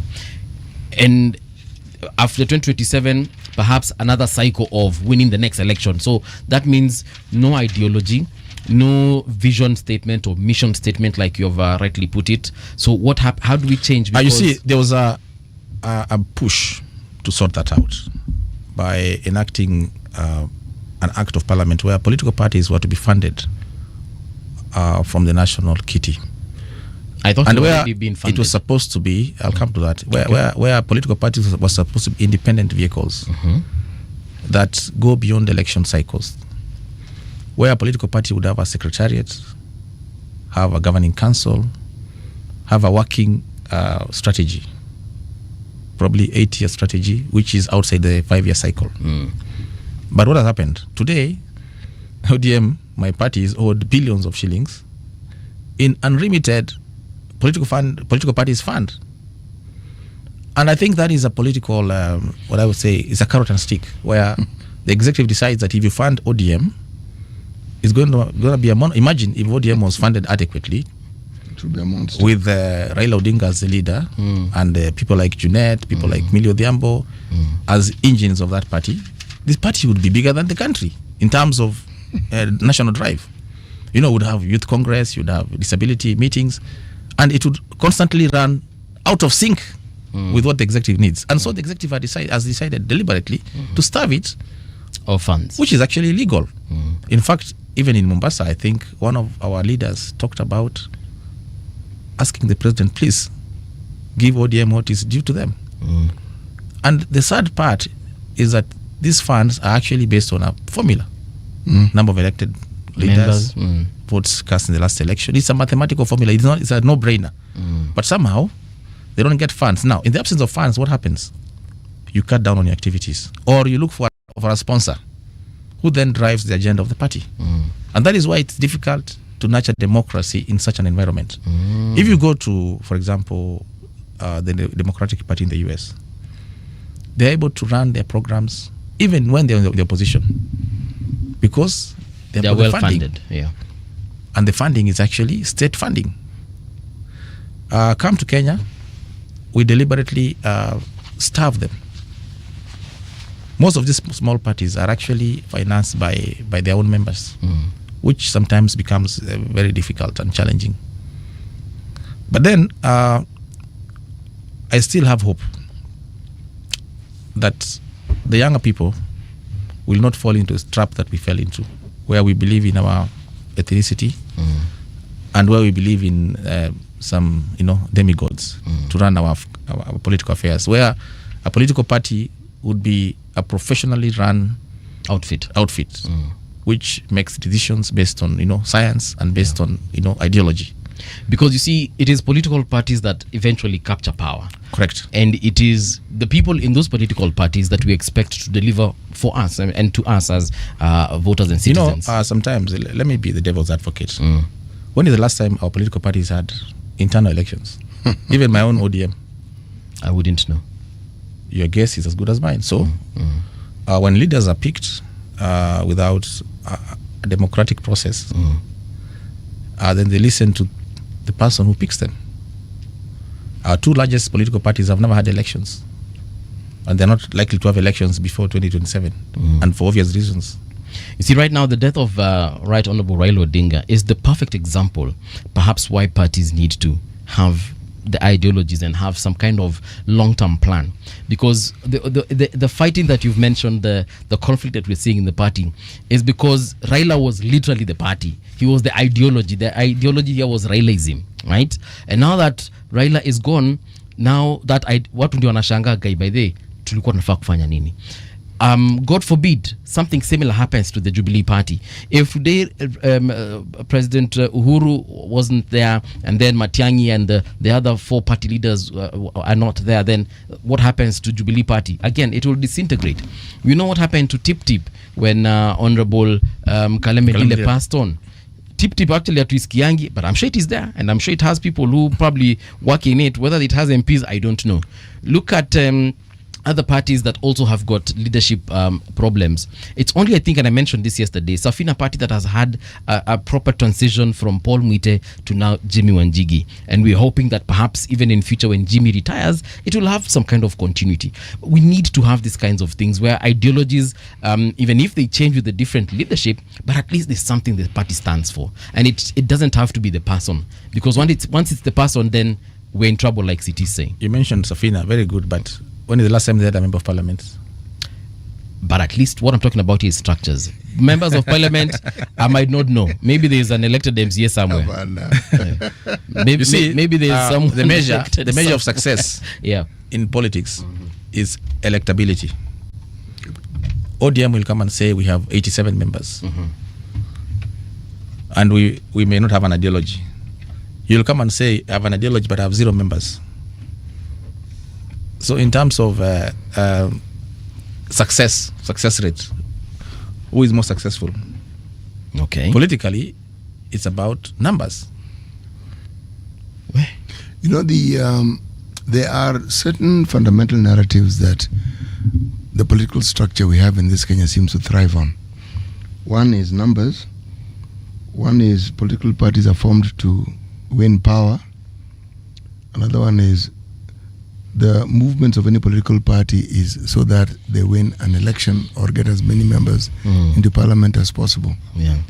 And in all these conversations, the one thing that is always absent is how the very people who vote you in and who elect you will benefit from this process that you're talking about. That conversation is not had at all. The conversation that ODM had in Mombasa, I listened. I waited. I waited. People spoke of themselves. People spoke of what they had done. I waited. And I said 20 years of existence means 20 years that people have supported you faithfully over time as a party. Yeah. And it was demonstrated by the number of people who were there. If our viewership could be followed on TV or on the media platforms where this was being aired, you'd find it was in very large numbers. And yet these very people who make it possible for ODM to be what it is did not feature at all. Yeah. I mean literally at all. It was so and so can't do this, I have done this. We ought to do this. This is what ought to happen.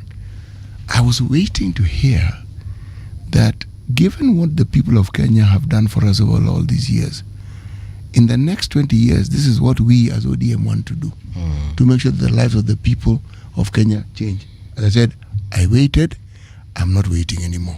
Because if I didn't hear it then, when the party had the attention of the entire country, I highly doubt You will hear it now. Yes. And I think when people move towards the formations that they feel comfortable with, they should. But the people who must now wake up are not the people who form these formations, but the people who make it possible for these formations to exist. Because so long as they are willing to put up with the scraps that are offered from the political table, then my earlier statement stands. We are doomed. Don't be a harbinger of bad news. Oh, this No, is but it is the reality. You Yeah. must always have some hope. And, hope. okay, Dr. Hope. You know, ODM. Most of us followed the late Honorable Raila Odinga because we had lots of hope in him, and that's why we got here, because we knew that one day something will change. And for a moment, I must say, we thought, or we believed that Raila Odinga would live on for a longer time. You know, we didn't see this coming, and because of that hope that we had, we kept going.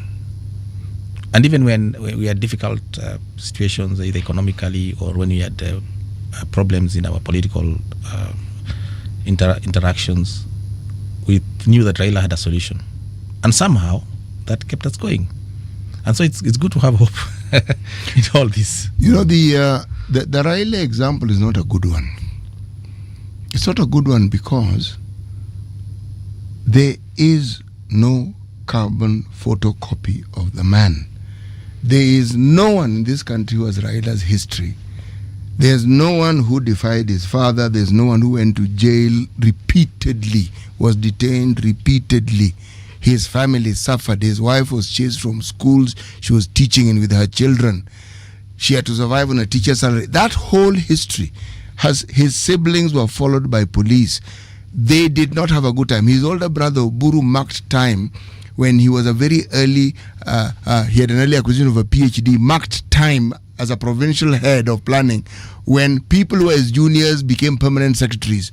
The entire family and that history is unique. Nobody has that history. That's an ecosystem. Agreed. And then nobody has Raila's personality and history. Nobody has the ability to do what he did from one extreme, and then we watched him morph into somebody who at the foremost of his mind was peace and how to bring it about, as opposed to an earlier time when he did not mind mixing it up and creating as much noise and trouble as he possibly could. That metamorphosis is profound. So his example is too unique to be the example that one should look at, because we are not going to find anybody who did what he did. That will not happen. His contemporaries, many of whom went through some of these things, many fell by the wayside. He's stuck with it. He's in a position of authority. He leaves that position because he doesn't believe that what these people are doing is right. People don't do that. In this country, people meander and move around and look for the next formation. Now, this spineless lot who now want to say that they want, I'm repeating it so that it's understood. Spineless lot who now that you have a situation where the leader is gone, they now want to look for somewhere else to go. May they all lose in the next election, because these are the people who have wasted the time of the people who elected them. Actually, now that we're talking about the people here, perhaps Mheshimiwa can let us know how strategies are usually, we've agreed, clearly there's no ideology, and there's no political party in Kenya that has a tangible ideology. But for instance, when the ODM party meets and they are planning for the people of Kenya and the constituencies and the counties where they lead, what are some of the discussions that take place as far as development is concerned? Good question. Well, I don't sit in any of the leadership positions in the party or even in the National Assembly. So in a sense, I'm just a member. I'm a passenger. But then ideally, what should happen is that every county has a blueprint of the needs, and this is largely based on what we call the part development plans. For example, I'll tell you in Kisii County, we have a challenge with agriculture, we have a challenge of land tenure system, challenge of roads, challenge of empowerment, youth and unemployment. And so we would sit and draw a priority. If it's agriculture, how are we going to do value addition? What crops do we have and what are we going to focus on?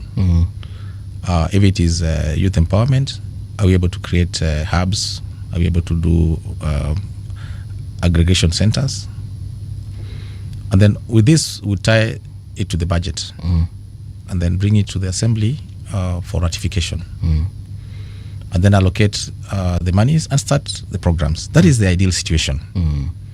But the ground situation? The ground is different. I mean, as I sit here today, my friend, it's very disappointing that even this devolution that the Right Honorable Raila Odinga brought has not helped our people. With specific reference to Kisii County. No one knows what will be done tomorrow. The little resources are either stolen or reallocated in a skewed manner. In fact, as I sit here as a member of parliament, I'm very sad because the road maintenance levy fund, which the court ruled should be also be shared with the counties, was actually shared out. And out of the allocation that Kisii County got, the governor, in his lack of wisdom, thinks that this is his kitty. And he decides to allocate some constituencies, others, little money, where he comes from. He allocates 30% of the money from where he comes, and 70% to the rest of the county. So you give one constituency 30% of the funds, and 8 constituencies 70% of the funds. You don't even need to be a standard one dropout to understand that that is unfair. And this is things that are anchored in law. And that is a replication of what happens in every other county. And on that front, by the way, we have failed, if you ask me. On the front of devolution, we have not done as well as we should have done. And so, I want to agree with CT. On that front, we are doomed. The counties were supposed to be engines of development, but they are not. And there's no remedy. No one seems to have a remedy to that. The governors think they are small gods or goddesses. So they run around thinking that these are their funds and they can allocate them however manner. And so I'm moving to court.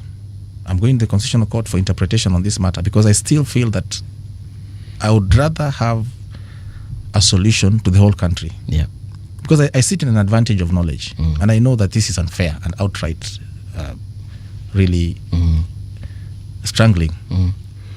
Now, given that situation, you would agree with CT that in as far as some of these matters are concerned, we're actually in a very bad position. Now, at the national level, even if we keep criticizing the national government, things actually move. If you go to the ministries or you go to the state departments, there's proper planning, there's proper resource allocation. Never mind whether it is properly utilized. That is something for the auditors to determine. But when it comes to the counties, it is just politics and politics. And right now, the biggest agenda in the ODM zones is who is going to be party leader. That is a big buzz right now. No one cares about the ordinary folk. It's very unfortunate, but that is where we are today. Yeah. And it looks like, again, in that same spirit, now everyone is clamoring to see who will support who to become the next president of this country. And do you hear any mention of the people who actually make these people presidents and MPs and governors? No. The only time we hear them is when they are they're mentioned as registered voters. Numbers. No, you see, statistics. The statistics are a constant and they are a reality. Yes. And if the people who we elect to provide these development processes for us looked at those numbers and understood the significance to the work that they do, then they would focus on those people who represent those numbers more than on the things that concern them as groupings. Who will align with who will form which part of. You see, for the longest time, the enemy of the people has always been seen as the central government. And that is one of the reasons why someone like Raila Odinga was able to have the position he had for the long, because he's the one person people felt, this guy will at least stand between us and these people who are out to exploit us. It was felt, whether it was the coast, they had their own grievances, very separate from the Abagusi, very separate from the Luo nation, very separate from all the regions where he had support, very separate. But the culprit was the national government, because it was felt so long as the national government has certain individuals within it, we will not see any change in our lives. The development we hope. So devolution was supposed to cure that. Then we elect our own. They even speak the languages we speak. Some of them are even our relatives. And then we're shocked to find that nothing has actually changed. And if it has changed, it is small. Where you see the biggest changes was where the biggest marginalizations were, meaning they had next to nothing. Correct. So things that other people took for granted they didn't even have. So we started seeing them. For them, it was a big change.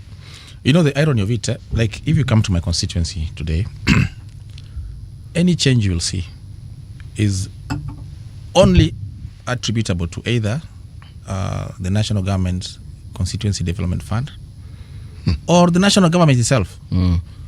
President William Ruto, through his affordable housing program, making deliberate efforts to either build markets, which ironically are supposed to be built by the counties, or do affordable housing, or what we call supporting infrastructure, schools and sometimes small dispensaries. And the same governors keep telling the president, please build us a stadium or build us a market. And yet they have the funds themselves. And so this whole devolution thing needs to be relooked at. Do you have sufficient power supply in the county? In the constituency, sorry. Well, what's happening in nationally? We still have a deficit in generation. But more than that, we still have a line that has taken so long to complete, a transmission line from Suswa and do the loop to all the way to the Nyanza region and Western. So because of that non-completion, they are what we call outages. The Kenya Power has a program where sometimes they switch off the power in some regions, but largely we have got good connectivity, not 100%, but it is work in progress. Okay. Yeah. Someone actually has asked, the reason when you brought up that whole issue of infrastructure, kuna mtu ameuliza, I can't find it here, but he's talking about your track record as an MP. You've mentioned NGCDF. Perhaps you can let us know what you have done with your NGCDF. Well, what I have done, one, when I went to the National Assembly and went to my constituency, I realized that we lacked infrastructure in basic schools. Most members of parliament concentrated on the secondary schools. And then came in the junior secondary school programs, which were domiciled in primary schools. Yeah. I have 83 primary schools, and they were in bad state. So I had two programs. The first program was to do what I would call a first aid, where we do rehabilitation. And out of the 83 primary schools, we were able to rehabilitate about 61 schools. New roofs, new floors, paintwork, and windows, to make them habitable. Most of these classrooms were last built in 1988, when you were the first member of parliament for Nyaribari Masaba. And then I picked 16 schools, which, due to the number of registered learners, seemed promising in terms of enrollment. And I made a deliberate effort to upgrade them. And so I started an initiative where I'm doing double-story constructions. And thanks to my background as an architect, we have so far completed 16 of them on a pilot program. And remember, why pilot? It's a starting. We're starting to see how it moves on. Okay. And remember, So your sample size for this pilot is 16. 16. Good. And remember, available funds for development per year is 100 million shillings only. You know, people think NCDF is a big thing. So out of the money that we have, we spend 62 million on bursaries every year. We spend about 10 million on administration. And then we spend 100 million on development. So the first year, it was rehabilitations and completing projects that were ongoing from the previous regime. Now, during my time, I have done 16 new classrooms. In fact, you should visit a city. You should come and visit and see what we are doing. Now, besides that, and because of the affordable housing program, we've been able to get programs on upgrading of technical institutes. There's one big one in my constituency, which, as we are speaking, we have started a new program on hostels to house 500 students. And then through the same program, we're able to initiate markets, 2 markets. There are 2 more that are on the pipeline. And then a couple of boreholes, high mast solar lights for the small centers. Now, the road network in my constituency is not good. The last time we had a tarmac road built in my constituency was during Kibaki's time. There's a push to have one road, which the president promised to ensure that it's done during this time, and that will connect my main center called Keroka to Ibacho, and a place called Kiamukama. All in all, I think in terms of utilization of these funds, if anyone came to the constituency, and thanks to the auditor's report, we have done extremely well. Actually, we have exceeded expectation. I wish the funds were more, then we would not rely on other people. Dr. Can I ask you a question? Do you think that this fund should be scrapped and or given to the county government? Never. Thank you. Never, ever. Look at the road maintenance. I've just given an example. The road maintenance has been given to the counties. And already the governor is playing politics with it. He does not even read the law and understand that it is supposed to be an equitable fund. You clearly don't like your governor. No, it's not. No, it's not about liking. It's not liking the governor. It is just. I'm being Paul. facetious. You hear me talking about the I'm being CDF facetious, here every day. By the way, Daktari, I have no reason to like him because we don't sleep together. I mean, No, Daktari, I'm being facetious. Don't need him. You know, the law says equitable share, and then you go and give it as if it's you're doing cherry picking. I mean, that is not a matter of like and hate. And dislike, yeah. It's just a question of looking at the law. I also, when I get my funds in the national government CDF, I actually do equitable allocation. If I'm giving university students, say 5,000 shillings each, I'll not give another one 8,000 because I like him. No, it is just the law, you know. Anyway, that's besides the point. The thing is, devolution has failed us, and we must get a way of sorting it out. Has it failed us or we failed it? Yeah, good question. The people whom we have elected to devolve for us, I am of the view that the vast majority of our governors are actually incompetent. It is not meant to be a derogatory statement. They have been given positions that they do not really know what to do with. Then they've been given money that they actually now are they're even more clueless as to what to do with. Because when I look at the confusion that reigns in most counties, it is clear to me that half the time they seem to be recovering from the reality that, you mean we actually have this money with us, and what to do with it, even though there's a plan, still confuses them. Because how do you explain the auditor's report on almost every county government in this country being negative, bar a few? How? And it's almost copy paste. It's the same story over and over year in, again. year out. Yes.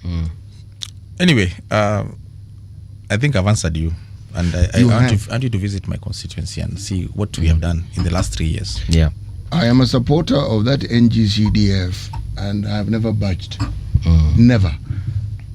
I know the Right Honorable Raila said it should go to the county government, and I said on that one I disagree with the late Right Honorable Raila Odinga. These incompetent thieves cannot be given more money. They are. I mean, do you know what governors do with the money that they get? You know, some of them are former MPs, eh? It is criminal. How do you let your people languish in such poverty, and yet you have the resources to uplift their lives? How? How do we judge you? Gentlemen, we've come to the end of the show. Mheshimiwa, thank you so much for availing time to come and have this conversation. Now we invite you back a different time, of course, and we want to understand the legislative process and you know what you know it takes. First of all, number one, to come up with these laws, the process of public participation, because that has been a very contentious issue, and how some of these crazy draconian laws end up being on the president desk rather, and he signs them. Hiyo ni swali tungependa kujua, na ni wewe tu mheshimiwa na wengine kama wewe mnaweza kutuambia. Thank you very much for your time. Thank you for the invitation. I look forward to coming again anytime you invite me. Yeah, for sure. Thank you very much. Karibu sana. Here's the news with Nani Soki Brenda.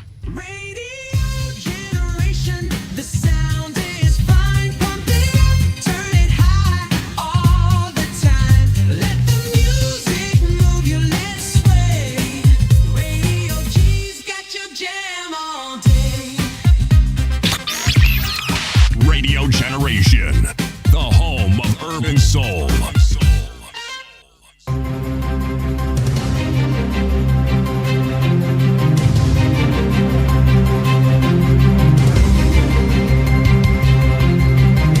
This is the Radio Generation News. Good morning, I'm Soki Brenda. 3 witnesses took the stand on Monday to testify at the start of the hearing of a medical negligence case. A medical doctor and 2 accused clinic proprietors from the Body by Design clinic are facing charges of murder. This follows the death of Lucy Wamboi, a social media influencer who died late last year as a result of a botched cosmetic surgery procedure. In the ambulance, she was in much pain. She was trying to tell me she can't even breathe. The legs are swollen, the face is swollen. So they had to put the mask in the nose. Like how the process is, you come, we book your date on this particular day, have the procedure done, how long it takes, such. The one-day police recruitment drive was held in 427 centers countrywide, with some centers registering low turnout. The National Police Service said the exercise was successful, adding it was free, fair, and devoid of corruption. The exercise previously faced legal hurdles, forcing its suspension. IG Douglas Kanja said the process to enlist 10,000 suitable qualified youth to be trained as police constables was carried out without major challenges. So far, the reports that I've gotten from throughout the country, throughout all the recruitment centers, is that we are doing very well, and we are headed in the direction that, as I indicated, that we want to get the best from Kenya. We are set on our trajectory, because we're also looking beyond recruitment. We're also looking at the 2027, when you have the general elections. These are the officers who will be on deployment to ensure that we have the right environment to allow the people of Kenya exercise their civic duty. And President William Ruto has called on universities to adapt digital technologies in teaching, training and research, saying artificial intelligence is redefining the future of education. The president said Kenya has launched the National AI Strategy 2025-2030, placing the country at the regional forefront of AI research, innovation and application. Speaking at State House Nairobi on Monday during the award of charter to Great Star University, he said the strategy supports responsible governance, integrates AI into key sectors. I urge all universities to integrate artificial intelligence into their teaching, research, and institutional operations. I I commend the Ministry of Education for developing a national oral policy that will guide structured, high-quality online learning across all our universities. Research and innovation must remain the foundation of our universities. Institutions must bridge the gap between theory and practice so that their graduates become job seekers, job creators, innovators, and central actors in Kenya's industrialization. South Africa has said it does not want to receive any more chartered flights carrying Palestinians days after the controversial arrival of 153 passengers from Gaza in the country. Many aspects of the arrival remain unclear and disputed. Foreign Minister Ronald Lamola said on Monday that the flight was part of a clear agenda to cleanse Palestinians out of Gaza and the West Bank. The Israeli authorities have not responded to this allegation. And that's the truth on Radio Generation. I'm Soki Brenda.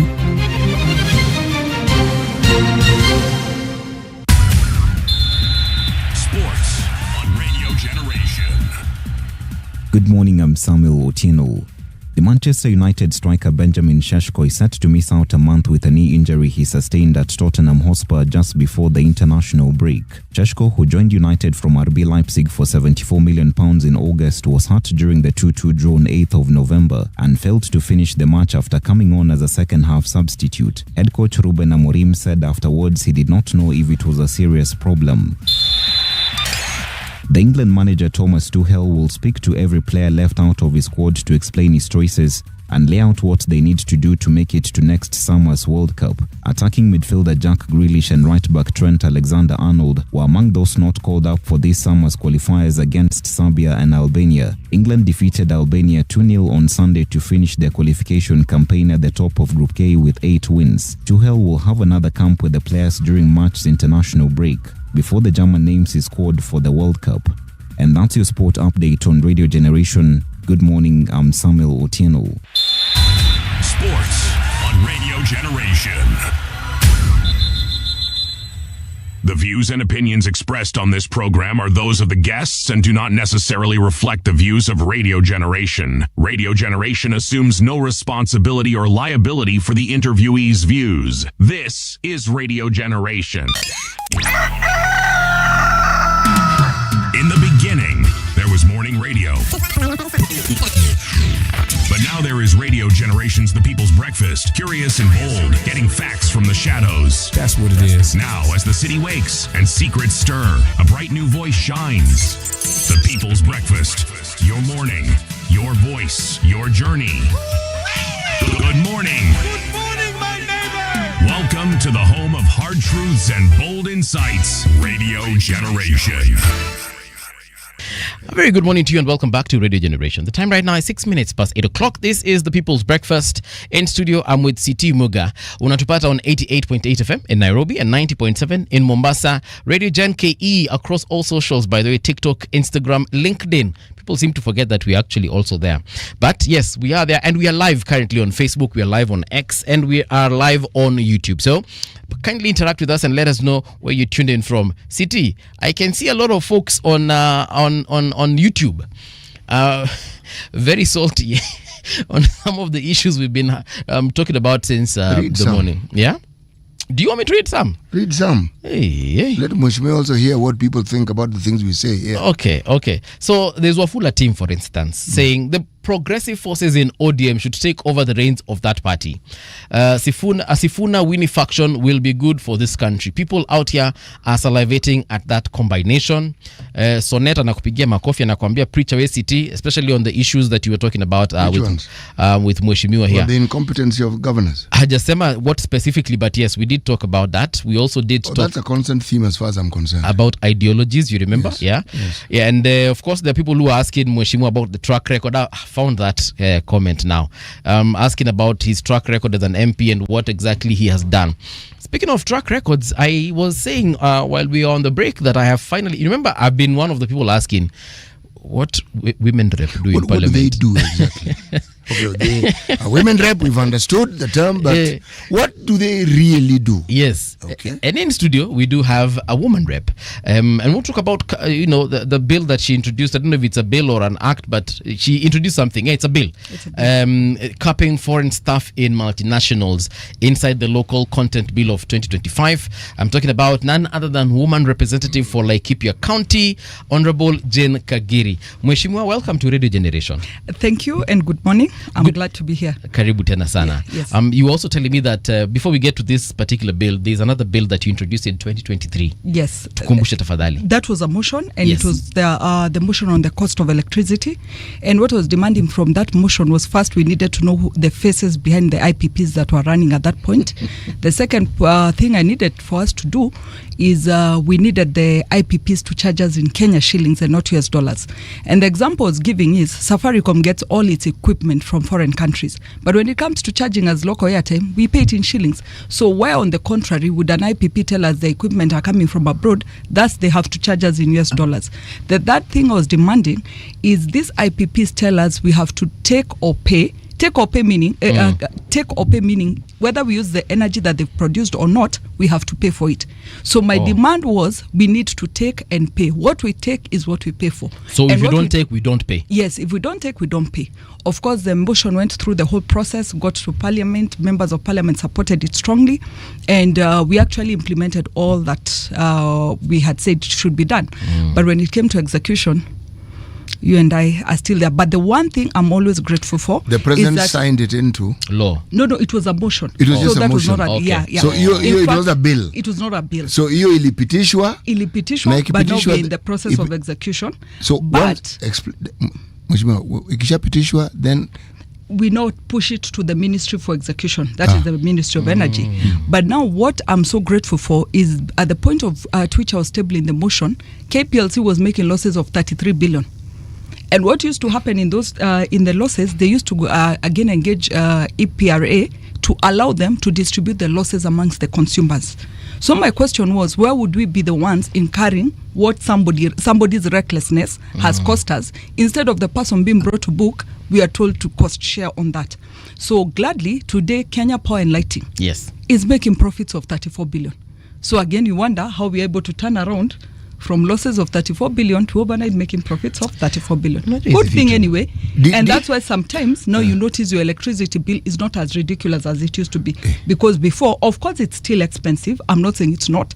But before it was so erratic. This month you're paying 100,000. The next month it's 50. The other month it's 75. So again, you kept wondering what is causing the... Yet the consumption is the same. Yet the consumption is consistent. No, those losses are what were costing us. Let me ask this question. So did the motion get implemented? It is in the process of implementation. Of course, if you notice, of late we've been having a lot of blackouts, or rather, of course, they call it power interruptions. Yeah, power interruptions, and they call it load shedding because our demand for energy is not being met by the production that we're having.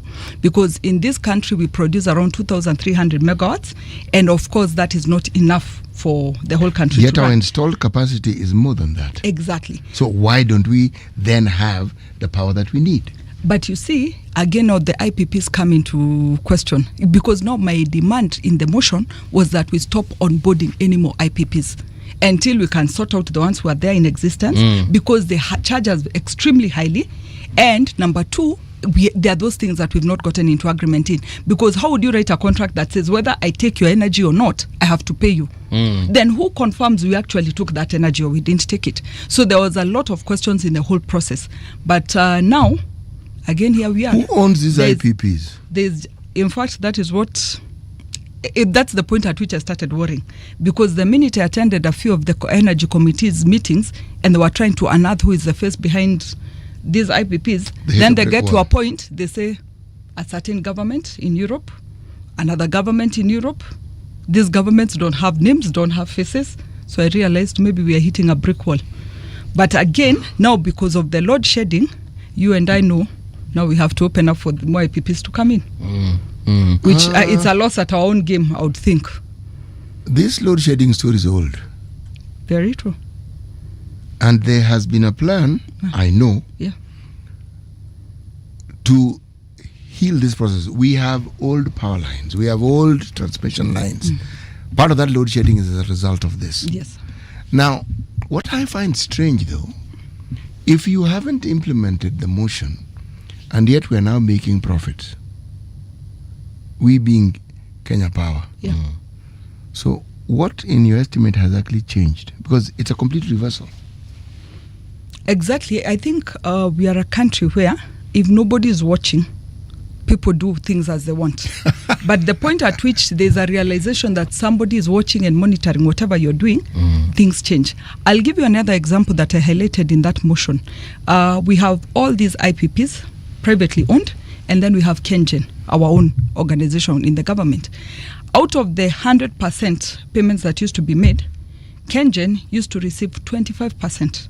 Yet it is what is producing the largest amount of the IPP. So, you'd find these private IPPs are being paid 10 times the rate of what KenGen is being paid. They have produced less. They are producing 25% of the energy, but receiving 75% of the payments. So it's inversed. Yes. Though the entity that is producing the most power is receiving the least pay. The least payment. And it's so the payment that should be commensurate with what they're producing is what is being given to those who are producing 25% of what is we need. Not forgetting we're also paying them for what we did not even uptake. But is this power load shedding really happening? Because we had an expert here last week, I think it was, and they said that situation is not happening. And some of the things that the president said while he was in Qatar were a bit inconsistent with facts. For example, he said that we need, for every data center, it needs about 1,000 megawatts. Yet even in the advanced, what we call first world countries, it doesn't really cost that much power to run a data center. So there were some things that really were not making sense as far as the statements the president was saying and what is on the ground. So what exactly is the reality? Is power being rationed, and where has it been rationed? For me, not being an energy expert, I would not be able to comment on whether it's actually it's legitimately happening or not. However, I know during my research at that point, I realized we require more energy than we have. But my question again was, Ethiopia is charging us cheaper. So where are we going again for these IPPs that charge us expensively? Okay. And then our other demand was, we are not able to uptake all the energy that is produced. Why don't they store it for us to use it rather than pay it, to use it on a later date or on a date when it's required, rather than them saying, you did not use it, so you have to pay for it. So again, one of the demands in the motion was for storage. Right. Whether it's going to happen or not, I don't know.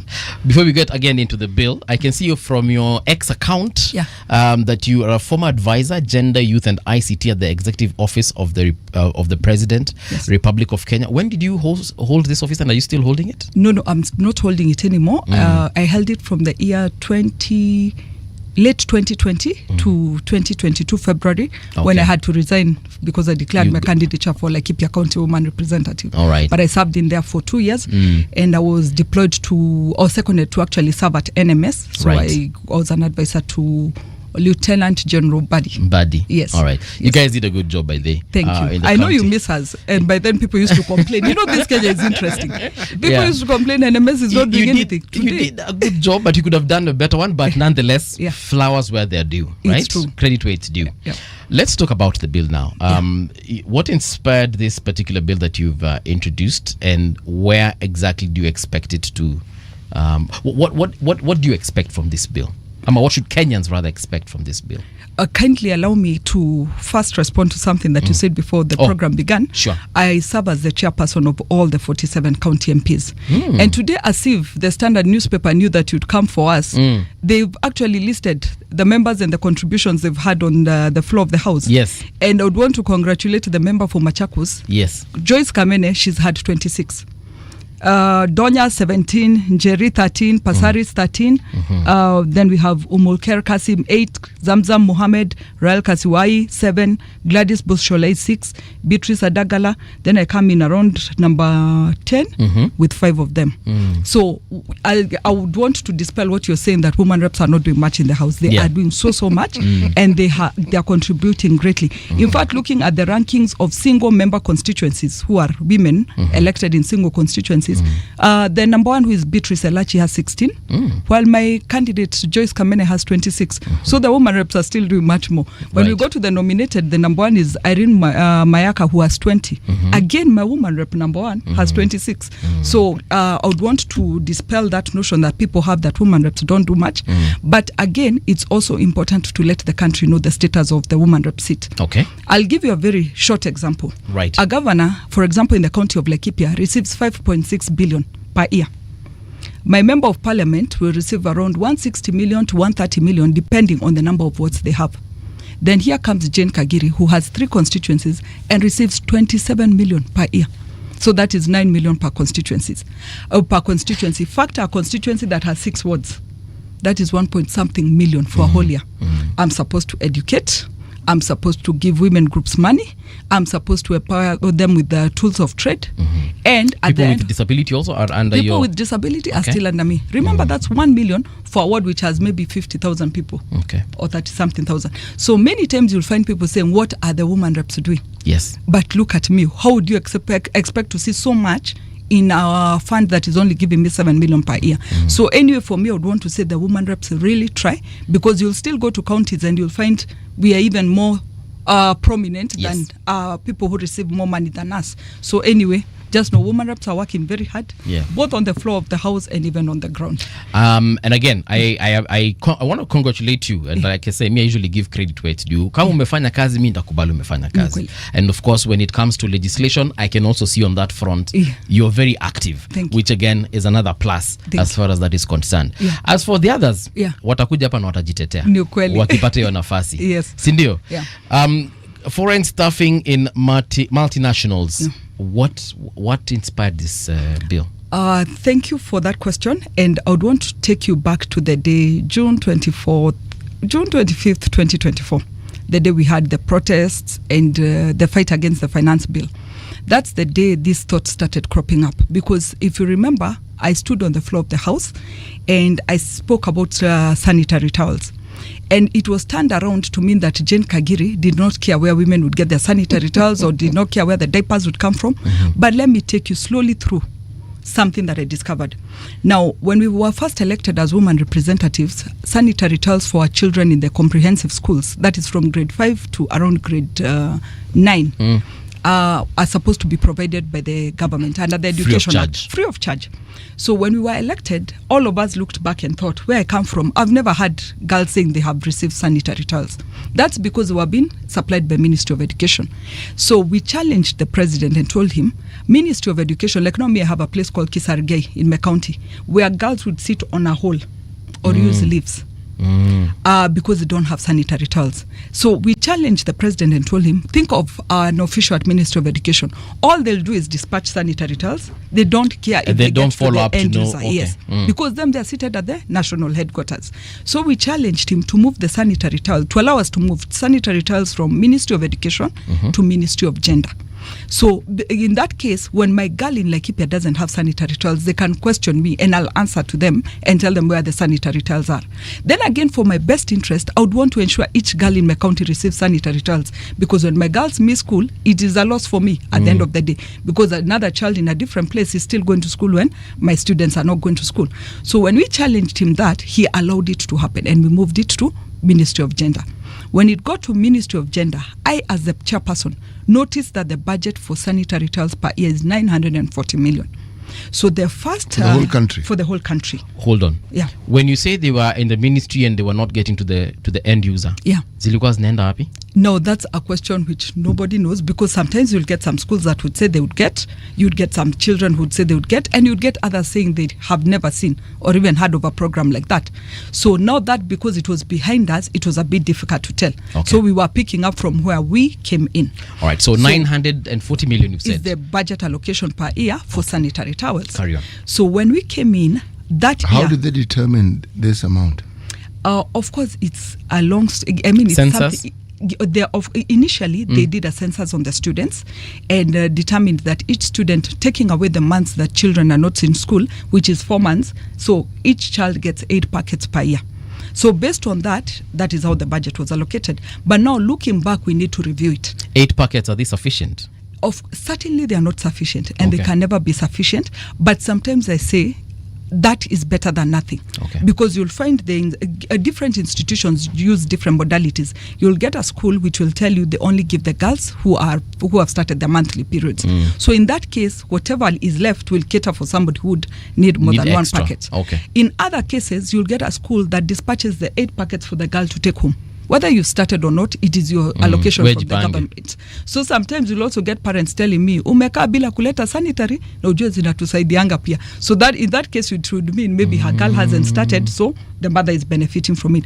Of course, it's difficult for you to manage it, because you can't go head on and say this is how it has to operate. There are schools, of course, secondary schools, especially the day schools, may have more needy girls. So in that case, you'll find there are primary schools that have formed partnerships with a secondary school, where if a number of girls have not started their periods, then this school can share with the other school, which I think is also a very good arrangement. So back to my bill. So here I become the chairperson. I'm elected the chairperson by the 46 women, and I take position. Then I learned that the budget is 940 million. So in that particular year, the procuring entity was the Ministry of Gender, because eventually we needed it. What our request to the president was, we move it to NGAF, which is what as we manage. Then we can create local industries in our areas. So if it's Laikipia, I create a local industry where we manufacture the sanitary towels in Laikipia. The distribution is done by my border people. Even if my allocation is, for example, 40 million or 20 million, let that 20 million be in my economy of Laikipia County, because it's possible to locally produce the sanitary towels. So what happened that year when Ministry of Gender procured, all of us received the sanitary towels, and we all give out to our girls the sanitary towels. But have you ever picked a packet? You look at it, you're like, you don't know the contents of this sanitary towel. You can tell it is literally plastic you're supplying to your girls, but you have no control of it because it has come. So what I discovered in the 940 million, almost 80% was China made and had been procured from China. So my question became, then what business are we doing if every year we have to send out 1 billion shillings to a foreign country, yet we have our own local industries? And I actually took time, to visit our local manufacturers. In fact, there's a company called Interconsumers.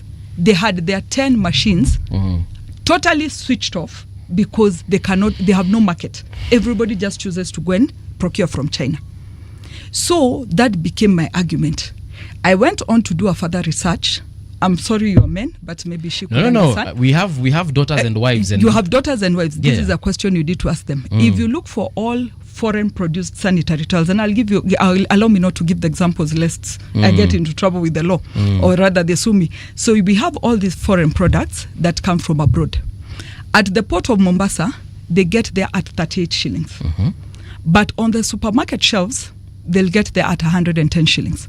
So my question became, first, we are not charging any taxes on these sanitary towels. They are all zero rated, whether foreign or not. And from the port of Mombasa to Nairobi, please tell me, is it the bumps on our road, or is it the bumps on the rail that would cause a product to move from 38 shillings to 110? To 110 shillings. It's because it passes through Tsavo National Park. Exactly, and maybe the elephants get excited to They see. tax it. Yes. So my question became, if we are going to allow these foreign products to come into the country, then we may as well tax them. Unless you choose to produce them locally, then you will remain zero rated. But as long as you're bringing them from across the border, we have to charge a levy on that. That is what caused all the noise in the country. So number one, people started saying the quality of sanitary towels in Kenya is not good enough. Our sanitary towels locally produced on the shelf in the supermarket go for 55 shillings. But we want to defend a manufacturer who comes, makes unscrupulous profits on us, and charges us at 110 shillings. I have a question, Mwesh. When you say when you say that when it reaches the port of Mombasa it's 38, but when it's on the shelves it's 110. Are we talking about the brands, or is there a specific brand by the government of Kenya? No, we are talking about the foreign brands that come into the country. Our locally produced ones are on the shelf at 55 shillings. All right, and the ones that are supplied to the girls now in schools, yes, are they brands like the big brands we know about, or are they like government, like are they branded government of Kenya? No, the ones we supply to the girls are of course there's a tendering process, so all of them, whoever won the tender brings in there. So it's different brands from different people. However, all those products had been imported. All right. So, and of course, their price is good. You'll find them at 40 shillings, 38 shillings because of the quantities. But at the end of the day, why are we giving business to if our local products can arrive at the supermarket at 55 bob, it means with big quantities they would still give us at the same price that we are getting from the foreign products. So my question became, why are we allowing this to continue? And that's when we said we need to introduce then a levy for them to then legitimately have a reason why they are selling their products expensively in the supermarket. I remember the argument that was brought up was that our products are not good quality. And again, I'll tell you, as men, you may not understand this. Yeah. But today, if I realized I was not prepared and my periods have begun, I look for the woman closest to me and ask her, do you have a sanitary towel? When she gives me, she doesn't give me when it's in a packet. She'll give me one. Yeah, no, every woman will always carry one or two in their purse, just in case of a rainy day. So she'll remove and give me. When she gives me, do I first ask her which brand it is? No. The first thing I do is to run to the toilet. So again, as a country, we are being very ingenuine. When people come back and say the quality is low, I don't know the quality did what, those are rich women problems. Because when in fact, if I keep giving this example, in my village when I ask for a sanitary towel, do you think that woman has bought a brand? She hasn't. So I just pick her sanitary and rush to the toilet. It serves me. So again, when it comes to national debate, why would I want to sit in the floor of the house and say our products are low quality? That product that lady gave me, I don't even know its name. Who is this person about people who are saying it's low quality? Are they your fellow women rep or female legislators, or is it men legislators, or is it the rich ones like you're saying? No, unless you missed the uproar in the country. It was so loud, it was so big. And what we need to realize as Kenyans, like that at that particular point, when I raised that issue, all importers tried to seek audience with me. But why would I betray my own country and change my stand because of somebody who is taking their profits to another country?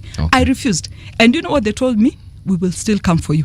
So the protests were Jen Kagiri is insisting that we use local products which are not good quality. So they knew how to engineer it the other way around. And I think those are the realities that Kenyans have to wake up to. That there are people who want to run our minds, who want to run our economy, and want to run us down at their own benefit. Do we have the capacity in the country to actually fulfill the needs that we have for this product? We have the capacity to fulfill the need because, as I've mentioned, during that period I did my own research. We have 10 local manufacturers who have all shut down their machines because everybody prefers to go and get products from China. Of course, even as I table this local contents bill, we have a lot to agree and discuss as a country. Because again, I don't want to be this unfair person who will say, let us ensure everything is local content, but again, we are not checking on the electricity bill. Because everybody's in business to make profit. I also used to be an entrepreneur. So I can't wake up and decide I'm going to, for the sake of loyalty to my country, I'm going to produce a product which will have nobody to buy because of the cost of production. So again, as a country, we must have this conversation on reducing the cost of production if we are going to also compel our people to go to local content. So I know we have issues of transport, we have issues of fuel, we have issues of energy. Those are all issues that we have to look into. And for me, it's not even about the bill, it's about us starting a bigger conversation. Where are people importing? What causes them to import? And how can we ensure that as a country we encourage our people to produce locally? Actually, if you ask me, it's an issue of patriotism for a very simple reason. There's an economic term, it's protectionism, and countries employ it. The country that I like giving as an example is Japan. Japan have a rice growing population that are very interesting constituents when it comes to elections. Japan produces rice far more expensively than Vietnam or China or those regions. But you are allowed to import rice from these regions. But the taxes on that rice will be more than the Japan. Yes, it will be more. And yet the Japanese rice is produced more expensively.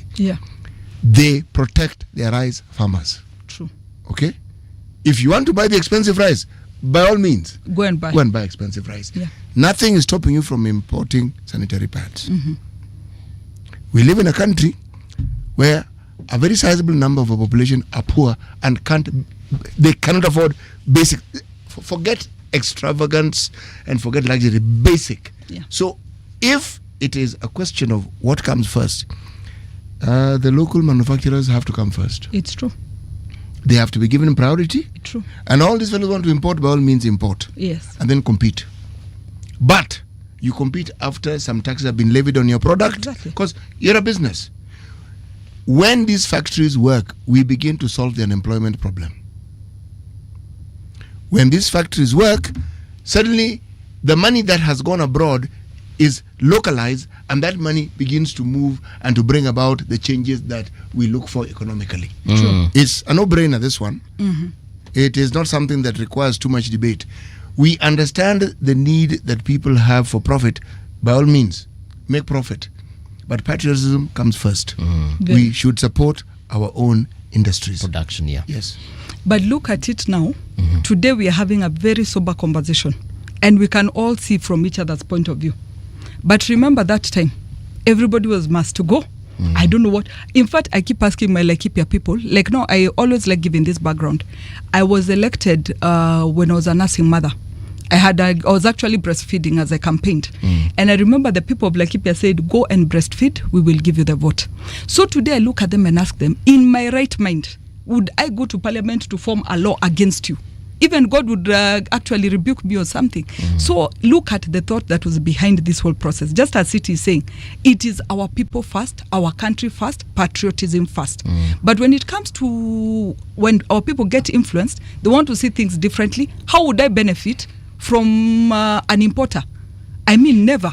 He takes the money back to his country. Yeah, of course, commercial interests will always fight you, especially when you're trying to bring in such kinds of bills. So, tied to this capping of staffing. Now, the second example I want to give you is number 2. I come from Laikipia.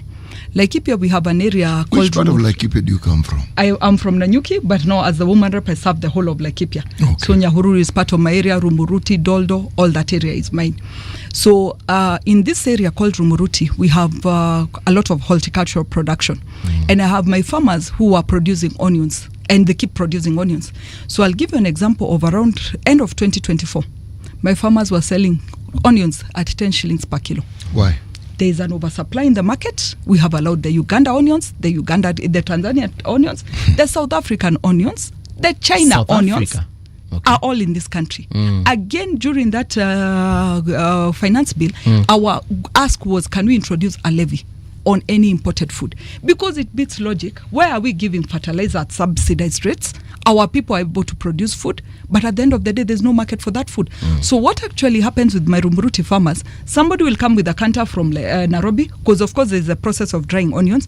So somebody will find it's cumbersome, it's taking long, they would wish somebody to uptake.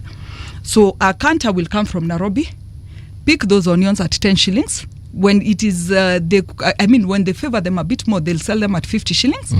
Then bring the onions back to Nairobi.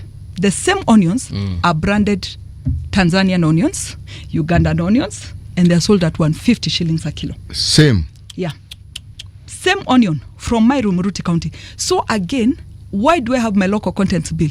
Because it is somebody allowing these people to do this.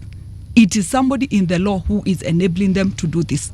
Somebody in the government are enabling them to do this. So when we have my law, the borders will be closed. So that as you're coming in, there's this law protecting the local farmer that this onion coming from outside will come in at this price. And I give you an example because I love doing all my research. If you travel to a country like Dubai, Netherlands, whichever, go to the grocery area. You'll see avocado from Kenya. They will always put the sticker, it's from Kenya. And then they'll put, this one is from their local area. So it is you as a patriotic resident or national citizen of that country to decide. choose, are you going to buy the Kenyan one or are you going to buy their local one?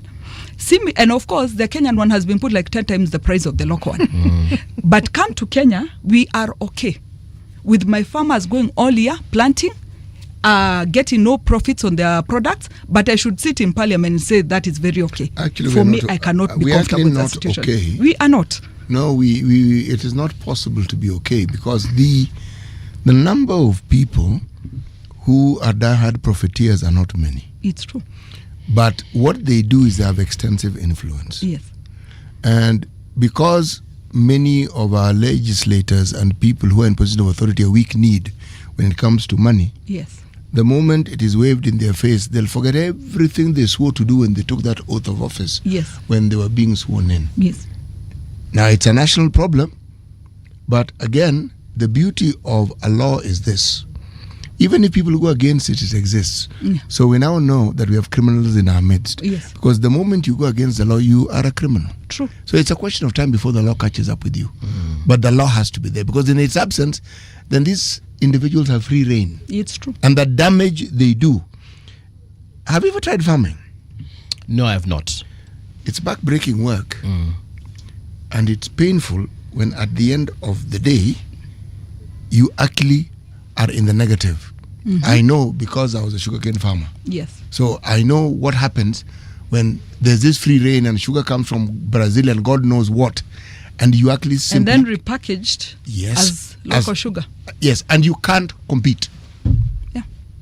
Takes 18 months for that sugar cane to be harvested. You're going to wait another 18 months before you're paid. Now, it doesn't make sense, does it? It doesn't. Yes, exactly. So that's what happens when people are not patriotic. Because the very essence of that particular industry is so that the citizenry benefits. Now, the citizenry is not benefiting, then of what purpose is that industry anyway? And then of what purpose are the leaders who are supposed to protect this particular individual or these individuals? Yes.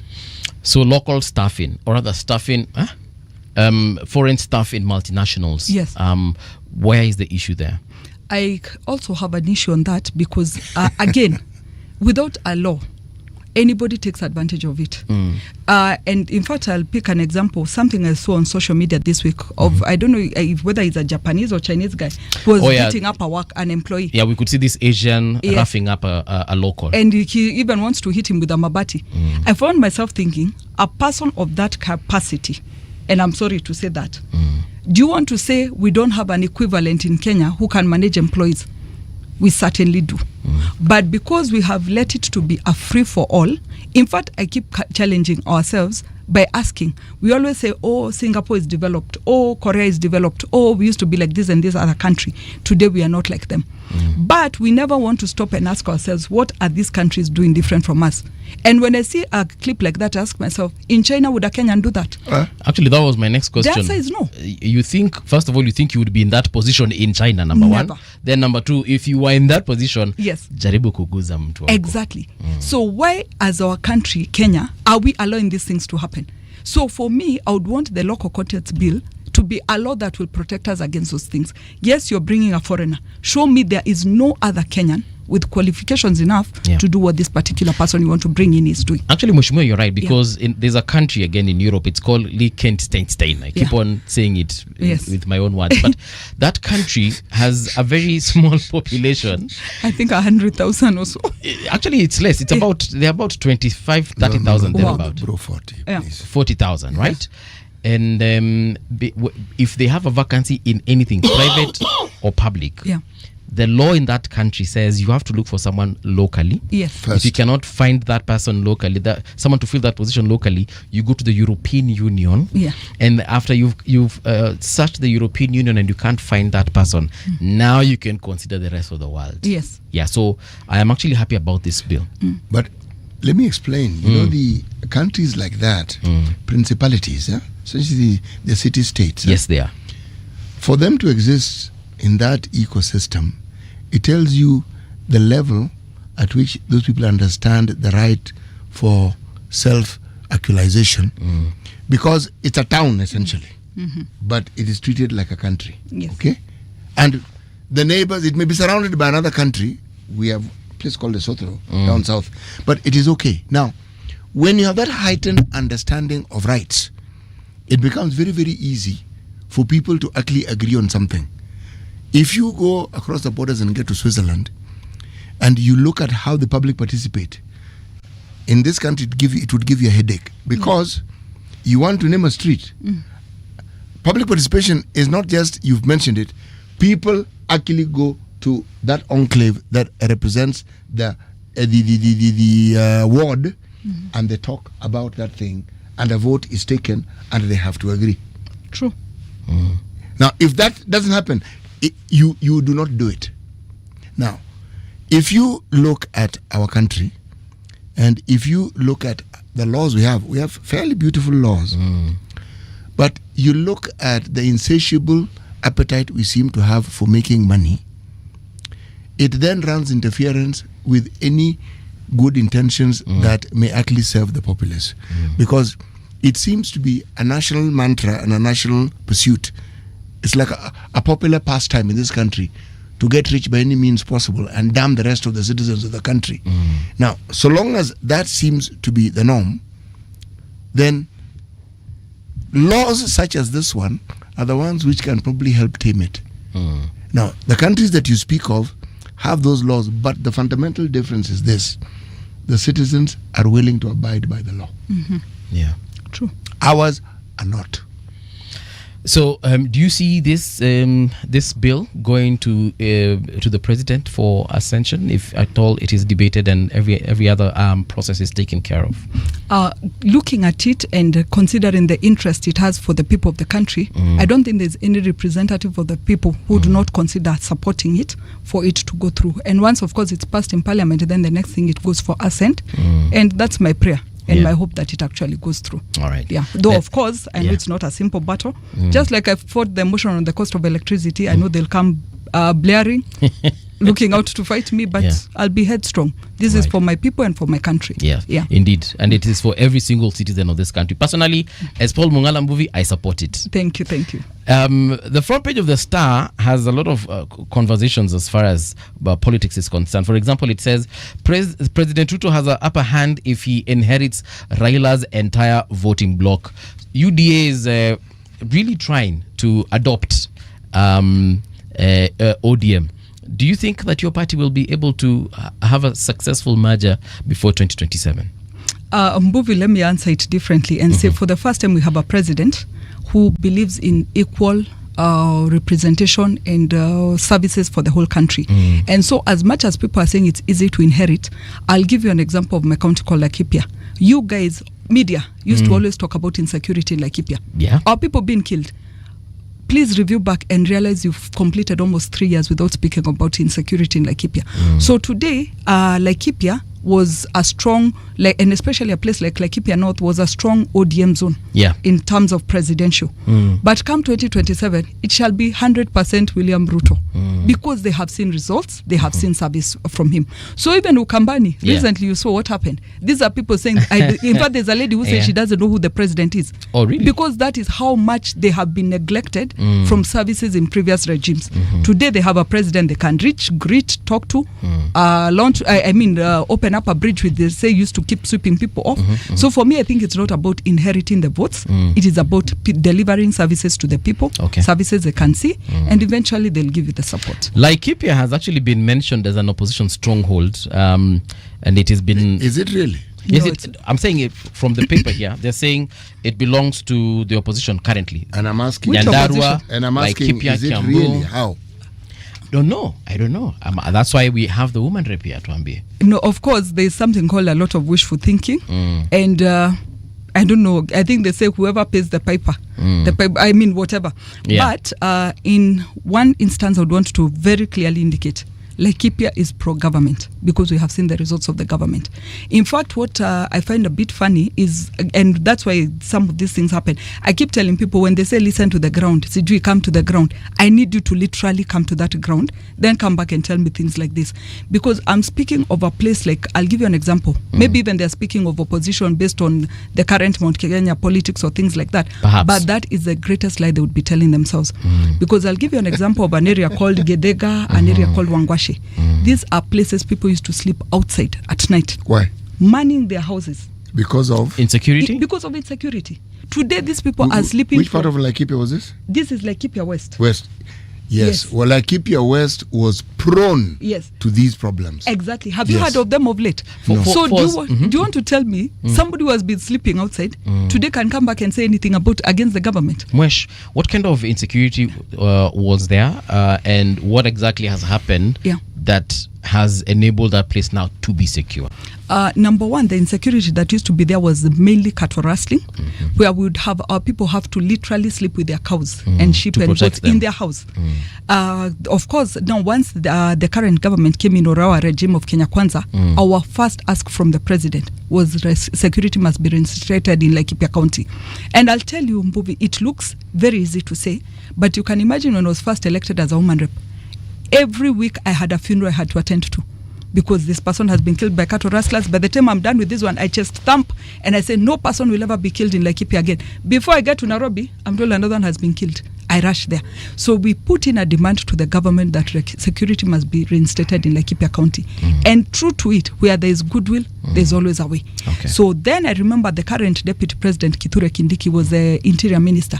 He came down. This is a man who would arrive in Laikipia County at 6 a.m., have breakfast with our security forces, get an update on how the night has been and how the area has been. Eventually, they were able to secure. They allowed us to employ more National Police Reservists. These are young men and women who understand the terrain. So they are trained like paramilitary and all that. They're trained how to use guns, and they become the security of the village. Because what also happens when we bring in the GSU, the National Police and all these people, those are terrains they are not aware of.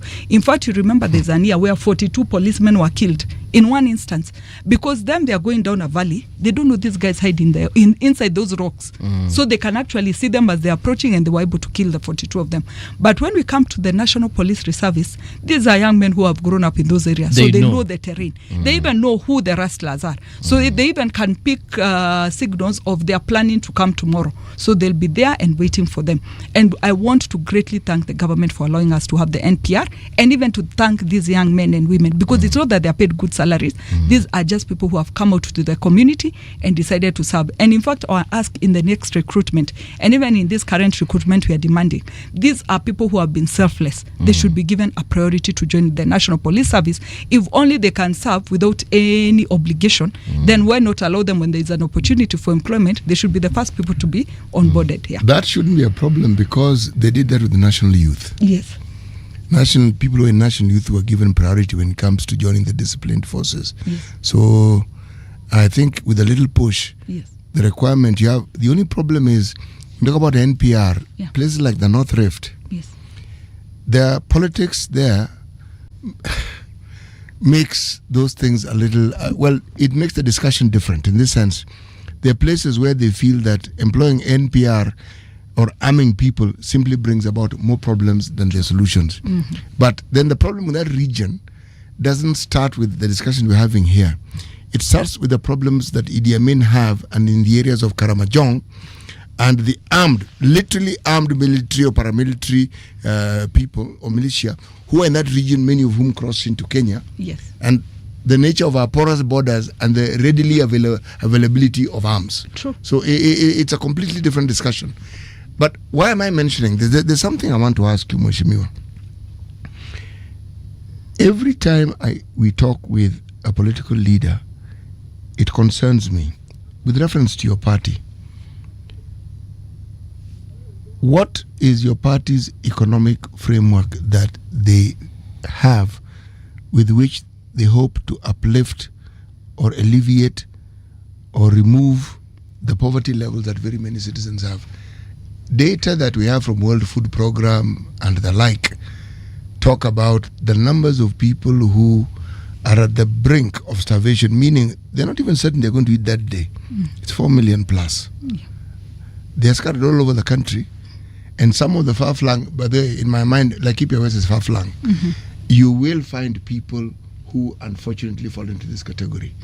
What would you say is the plan that the Kenya Kwanza government has? And I'm going to tell you why I'm asking this question. They may have a plan, but Kenya Kwanza does not do a good job of telling people what they are doing. True. Now, my question, I think you've heard it, it's against that background. They do not. So most people are unaware of what they do. Thank you, City. Let me first start by stating I sit in the Housing Committee, Housing, Urban Planning and Public Works Committee. And number one, if you look at the criticism that has gone to the affordable housing program, you'd think it has impacted nobody in this country. But recently, we did a visit to Mukuru. And let me tell you, if there's nothing else that will impress me about this program, it is my experience at Mukuru. Because I met families, excited children whom you can tell the confidence has been moved to another level, explaining to you where they have come from and where they are. By the way, anytime you're free, please visit Mukuru, you'll be impressed. Because for me, when I saw these families moving, I kept wondering what will be the management after that. By the way, Mukuru is cleaner than this office of yours. Because they put a management company that cleans and ensures the estate is well managed. That said, you speak to these people and they tell you, in the place where they used to live in, they would pay 3,000 or 3,900. Today, they are paying the same amount of money towards ownership of a house. This person tells you, me, my greatest disbelief is that I can turn on a tap and water comes out. My greatest disbelief is that this bathroom is mine alone. Ati hakuna mtu mwingine atatoka nje akae kwa hii bafu. Sometimes I say City and Mbuvi, we've been blessed that we've forgotten where we've come from. Some of us even have forgotten because you never ever got to live in those levels. So you tend to think it's something ridiculous when somebody tells you that's how people are living. So number one, when we go to that affordable housing program and you listen to stories of even employees on those sites, how their lives have been transformed, that number one for me, I say, is a good step in the right direction. The second thing, we are talking about the markets we are building all over the country. I'll give you an example of a market in Nanyuki called the Nanyuki Modern Market. It's a 350 million market. Now they are trophy. Since I was born, nobody has ever thought Laikipia qualified to get a market. Our women have been selling on mud. Those days when it rains, nobody wants to go to the market. Today, they are looking forward to having a nice place where people can come, whether it is raining or not. And even then, when it's sunny or rainy, they can still have their shelters maintained. Again, you look at who these people who will benefit are. These are the people at the bottom of the pyramid.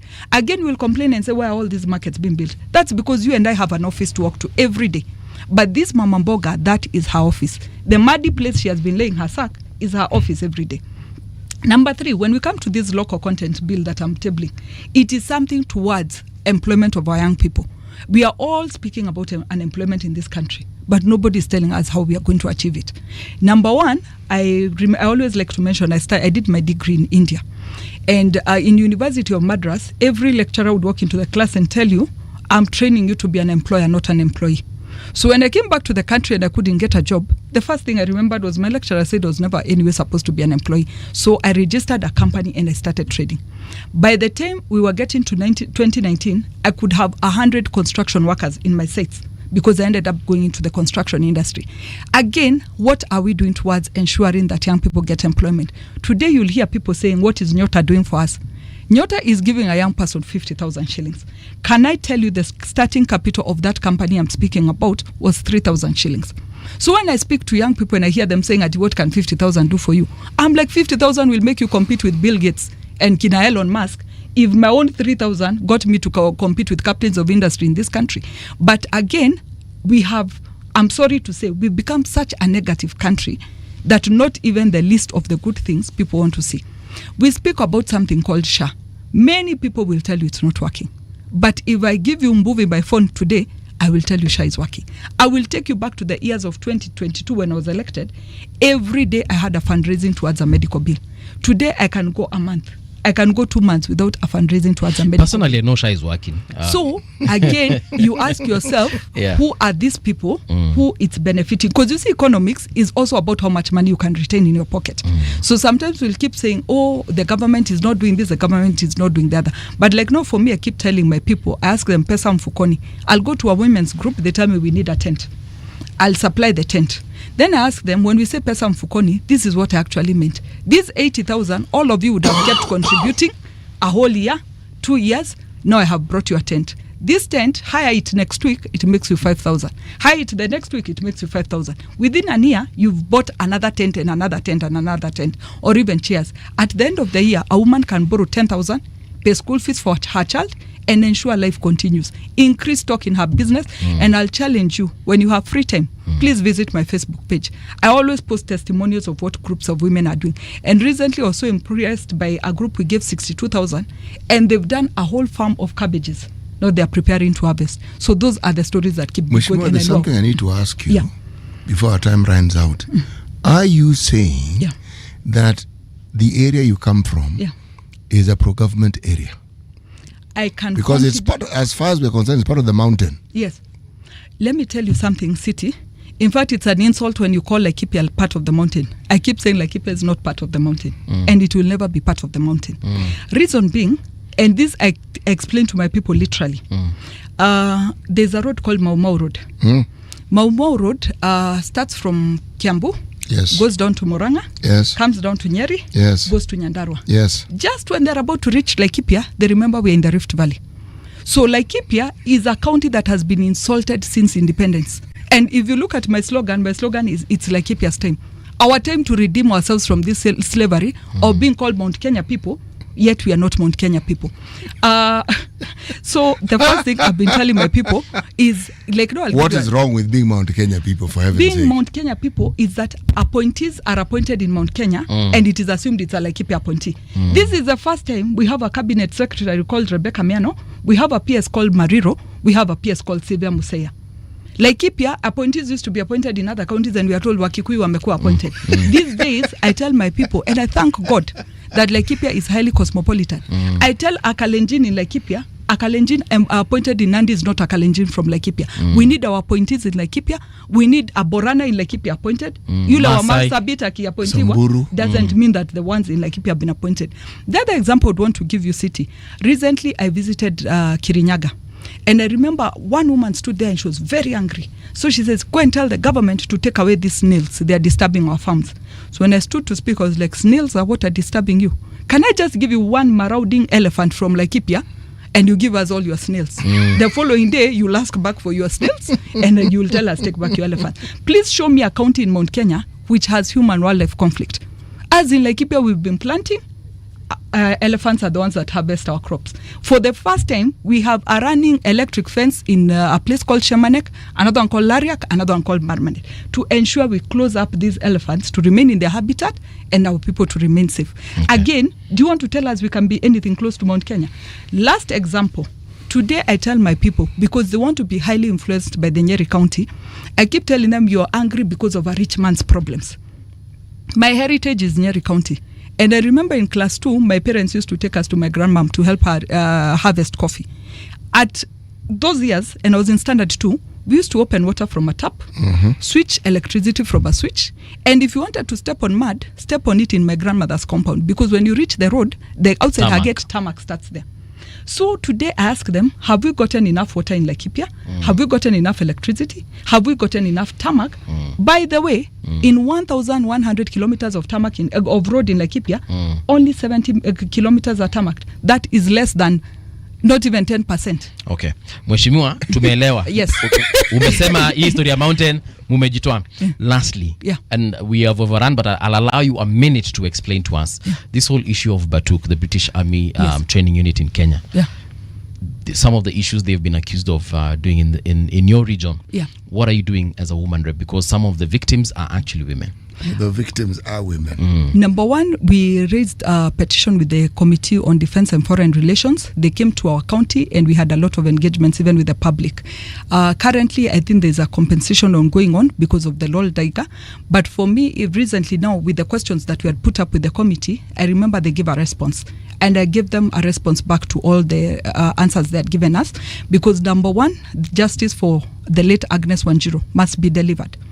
The other thing I raised in my letter is the British Army is supposed to give us corporate social responsibility. Unfortunately, when I asked the question about Agnes Wanjiru's justice, they withheld corporate social responsibility. So for me, I was asking them, it is not about Jane Kagiri.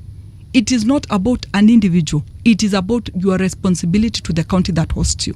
Number 3, we've had an issue with British Army bringing in, of course, this local content bill can be national, but also locally it needs to be whatever to be considered, because you'll get Batuk getting employees from as far as Nyanza and every other corner of the country.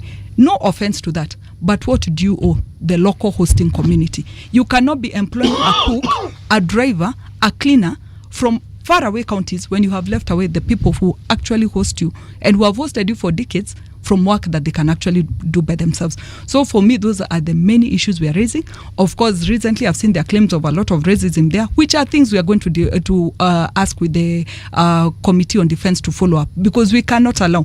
For me, I keep telling Laikipians, not under my watch. Maybe another leader can allow, but as long as I'm the woman rep God has appointed me at this point, I will not allow my people to go through that. Thank you so much, Mheshimiwa. This is where we come to a close. Lakini nimerealize kuna mambo mengi sana ningekuuliza. Unfortunately, that's the time we had. Sure. But we welcome you to come back and have this conversation and much more, of course. Thank you. All right. We are taking a short break. Don't go too far. Kama kawaida. We'll be right back. Thank you.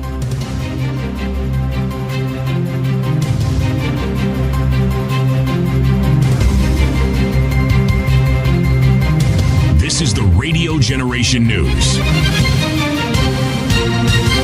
Good morning, I'm Soki Brenda. Nyaribari Masaba MP Dr. Archaeologist Daniel Manduku now says most political parties in Kenya have lost their ideological grounding. Speaking on Radio Generation's breakfast show, Manduku noted that parties are no longer built on clear values or policy positions, but instead revolving around influential personalities and shifting political interest. And sitting as a member of parliament, I try and pick one ideology that any of the political formations stand for. And honestly, maybe due to my naivety or lack of political acumen, I cannot place one ideology on any party. But somehow, sometimes, and in particular, our party, the Orange Democratic Movement, always followed the leaders' quote-unquote so-called ideologies. And in this case, we believed that we stood for democracy, human rights, the rule of law, and the deepening of devolution. But that is more about paper talk. But then you must also know that in Kenya, political parties have what we call very big owners, or lack for a better word. Political parties are based on personalities in Kenya, and don't be cheated about it. The Independent Electoral and Boundaries Commission is today expected to issue its verdict on a complaint filed by Kasipul independent candidate Philip Aroko, who accuses his ODM rival Boyd Were of breaching the Electoral Code of Conduct through the alleged use of violence. The matter was heard on Monday in a 10-6-hour session at Anniversary Towers after both candidates were summoned following escalating campaign-related clashes in Kasipul, which have so far claimed 2 lives. Insiders say the IBC was unable to give direction during the heated hearing, but is now expected to streamline the remaining campaign, scheduled to prevent further confrontations between supporters of Aroko and Were. The Commission's report and final determination are expected later today. They have the election. So we are here today for the summon that was issued by the IBC. But in regards to that summon, I think it was stated what we were supposed to discuss here. I'm Dennis Msumba, an advocate. So maybe first and foremost, to the chair, that's the end of appearance Oh, they'll give a ruling tomorrow. Yeah, some of the few things that were discussed is how people are going to run their schedule on the remaining days. So, but the main thing will be delivered tomorrow. The main decision, the reports will be given tomorrow. So we don't need to be here for the report. No, I'm okay, man. I'm okay. Me, I will. Yes, I'm a strong man. I can never be in a situation where I can't express myself. Never. We will always stand for the rights of our people and have things put right. So as Kenyans, we must fight for the right thing, just to protect our country and have things put in place, things that are right for us. And Nyamira Governor Amos Nyaribo is once again facing political turmoil after members of the County Assembly tabled a fresh impeachment motion against him during a special sitting on Monday. The bid, sponsored by Bonya Matuta Ward MCA Julius Kimomi Matwere, accuses the governor of gross violation of the Constitution and abuse of office, setting the stage for another heated showdown at the County Assembly. The renewed all-star push comes as Nyaribo faces hate and scrutiny over a corruption investigation tied to 382 million shillings tender. The Ethics and Anti-Corruption Commission recently raided his homes and county offices as part of the ongoing probe, a development that has embodied MCA's pushing for his removal and intensified political pressure on the county boss. A group of Tanzanian asylum seekers on Monday camped the entire day at the UNHCR offices in Nairobi, seeking help after failing to be registered as the refugee despite early assurances that the process would run smoothly. They told reporters that the explanations given for the failed registration were unclear and unsatisfactory. adding that many of them fled political tensions and deteriorating conditions back home. They are asylum seekers who say they have faced intimidation from authorities, discouraging them from speaking to the media. Instead, their story must be heard, citing fears for their safety and the urgent need for international protection. They were accompanied by the lawyer Kisile Nekesa, appearing on behalf of Professor George Wajakoya, who expressed the frustration of the stalled process and urged the government and relevant agencies to act promptly. Tunahitaji chaguzi zilizo huru na za haki. Tunahitaji kujiongoza katika mifumo ambayo tuwe na uwezo sisi raia kumweka kiongozi madarakani na kumwondoa kiongozi madarakani. Ni kweli kabisa kwamba katika madai hayo ya Watanzania wanastahili kuuawa.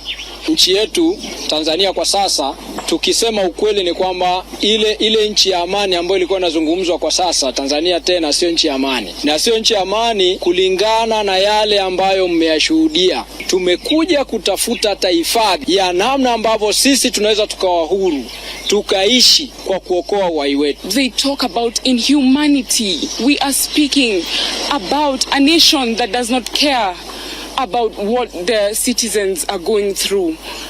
A nation that is legitimizing arbitrary arrests.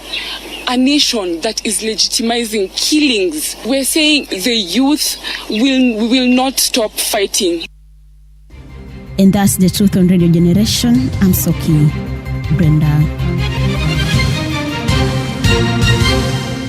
The views and opinions expressed on this program are those of the guests and do not necessarily reflect the views of Radio Generation. Radio Generation assumes no responsibility or liability for the interviewee's views. This is Radio Generation. In the beginning, there was morning radio. But now there is Radio Generation's The People's Breakfast, curious and bold, getting facts from the shadows. That's what it is. Now, as the city wakes and secrets stir, a bright new voice shines. The People's Breakfast, your morning, your voice, your journey. Good morning. Good morning, my neighbor. Welcome to the home of hard truths and bold insights, Radio Generation. Welcome back. This is Radio Generation. How are you doing? The time right now is 9 minutes past 9 o'clock. We've gotten to the end of the show, man. This is one of the saddest moments, but nonetheless, this is the beginning of a new show, bwana. End of the show gani tena? No, inajua tumefika literally mwisho wa hatujafika mwisho bado, lakini in a few minutes tutakuwa tunafika mwisho, yani tamati wa kipindi hiki kinajulikana kama The People's Breakfast on 88.8 FM in Nairobi and 90.7 FM in Mombasa. Big shout out to the following folks: Star Kenya, Sonet, we have Emmanuel Templar, Pwani Economic Revolution na kuona nani mwingine. CT, one thing perhaps you haven't noticed is that whenever we are having our conversation here, the viewers also having this a different or rather the same conversation on our chat segment and the comment section. And I'm telling you, the conversations there are usually fiery than they are in the studio. Big shout out to all of you if you've been engaging us, by the way. Thank you so much. Pwani wamesema nini? Nani huyo? Pwani Economic wamesema nini? Pwani amesema hivi, Laikipia needs Jane Kagiri as governor. Yeah. Unfortunately, to ascend there, she will encounter an elective process which shall be automatically skewed overwhelmingly against her. Is that something that happens on the ground? Yes, it does. Mm-hmm. It does. But she can be. But she can be. She can be. All right. Once you understand the odds that are stacked against you, then you will then know what to do. The problem is if you enter that race and you're not cognizant of all the variables that may work against you, then you get hit and you get disoriented. But if you know, you're prepared. So in studio in this particular hour, we want to talk about personal finance and debt management, which is definitely a gateway to investment. With us is the CEO and co-founder Abojani Investment, Robert Ocheng. Good morning and welcome to Radio Generation. Good morning. Yeah. Pleasure to be here. Karibu sana. Talk to us about Abojani. Is it first of all Abojani Investment ama ni Abojani? Unajua vitu huwezi jua. Inaweza kuwa ni Abojani, inaweza kuwa ni Abojani. So we started it before Gen Z, so we'll call it Abojani. Gen Z will call it Abojani. I needed to confirm. Abojani actually means African, be bright, then oasis. So it is brightness shone upon the desert that turns everything green. So it's like an oasis of wealth. Okay. Yeah. So basically what we do is that we champion financial investment conversations just to help individuals get the best out of life. Yeah. So there's someone known as Gary Becker who said that economy is getting the best out of life. So whatever you want, if you can achieve it, indirectly that will impact the economy. Yeah. Now that you're here, this is a question I've had for a very long time, and some of my viewers also have a similar question. Umeona Nyota Fund inapeana 50,000 shillings. Yeah. I don't know if it's to individuals, if it's to groups. It's individuals. But the point is there's 50,000, Bob. And one of the fundamental questions that we usually ask is, what can one do with 50,000 Kenya shillings? Yeah, so for Nyota Fund is a tricky one because in my opinion, I usually feel like we go to school and we are not prepared at all for the future. Many people would leave university without knowing how to write a CV or a proposal. So when the money comes, sometimes we assume that everyone will be in a good place to manage it well. And that has not been the case with the different funds that the government has had. So I feel like, first of all, we need to start capacity building. But for money management in terms of investing, if you want to start a business, in my opinion, you should be able to sell to the first customer manually. Like you go to City, you tell him, this is what I have. Try to convince him. If he buys and you get 2, 3, 5, 10 customers, then you'll know how much you need to run the business. But if you start with the money first, you might not achieve much because the business is the ability to sell to someone else. It has to be someone of something of value to the other person. Yeah. And that's why the supply-driven fundings that we are given 1 million, 2 million, it doesn't do much. Yeah, because a business goes the other way around. It has to has value. So these empowerment programs that are being dished out by whether it's the government or our governors or our MPs and other individuals, unataka kusema zitatusaidia, haziwezi kutusaidia? Yeah, I think the challenge, if you ask me, empowerment means that now you are given the ability to do things by yourself. So it's like the enlightenment. If you go to Renaissance period, people are very big on craftsmanship, right? Like you are a plug and play. There, if you have issues in your house with the tap, a plumber can come and fix it. So if you can do that, then the money will help you or whatever you are being given. But if you don't have any expertise, you know, something of value to other people, then whatever you are given might not help you much. So I think first you need that capacity building, right, and then we grow progressively. But of course there are always areas of improvement. Okay, sawa. Let's talk about personal finance and debt management. Debt management is quite important. How debt is managed in this country, and we're talking about now at the individual level, is we borrow money to pay debts, and then we borrow more money to pay that debt, and then another debt to pay that other debt, and then by the end of the year you've gone through several from Paul to Peter. Exactly. But how do we get into that position where we have this debt in the first place? Good question. For example, let's say you're laid off from your work or position, and then you suddenly need to continue paying rent, continue paying school fees for your children, to continue paying whatever it is, other bills that you may be having, medical or whatever. And also sometimes you find yourself that you had an existing loan, but let's even assume you didn't have a loan. So now here you are, you need to continue paying these things and you don't have an income. So what do? You borrow Peter. Peter gives you this loan, you pay for this month. Then you realize, oh, now I need to pay Peter. And you still need to pay the bills. Then now you have to borrow Paul. And before you know it, you've gone through all the 12 disciples. Yeah. CT, I hope I've answered your question. No, you haven't actually answered my question. But Umauliza, how do we get into debt? I've just told you. Well, you have said you That hope. is just one way. Exactly, but you said you hope you have answered my question. I'm telling you, no, you haven't. See, it's me who asked the question. Yeah. Would it not be me who knows whether you've answered it or not? So that's why I've asked, have I answered your question? And I've said, no, you haven't. Okay. So you should, your question should be, why have I not answered your question? All so right. ask the question. So here's the finance expert. but you can chime in because finance usually is just a conversation. True. Yeah, so it's a conversation that we're just trying to make it, like there you talk about other things like politics, we're trying to make finance part of it because we are living in tough times where people are being laid off, even globally. Okay. But very tough times. So financial management is key and the conversation. But from where you sit, how do people get into debt normally? Yes, so I think if you look at the landscape of Kenya, one of the reasons why people are easily getting into debt now is what we call availability bias. Yeah, because I can tell you, if you are promoted like this and people see it on LinkedIn, yeah, they'll slide into the DM and sell you a credit card. So sometimes you take it because it has been sold to you. So that's one of the reasons. Or simply because you can swipe a card, you go for it. Or simply because the mobile app is easily available. So that's one of the number one reasons people are easily getting to debt. But then there are also genuine reasons. But later on, people get overwhelmed. Yeah. So generally, we would say that if you are to take any loan, if possible, look at your financial situation. And financial situations are very unique.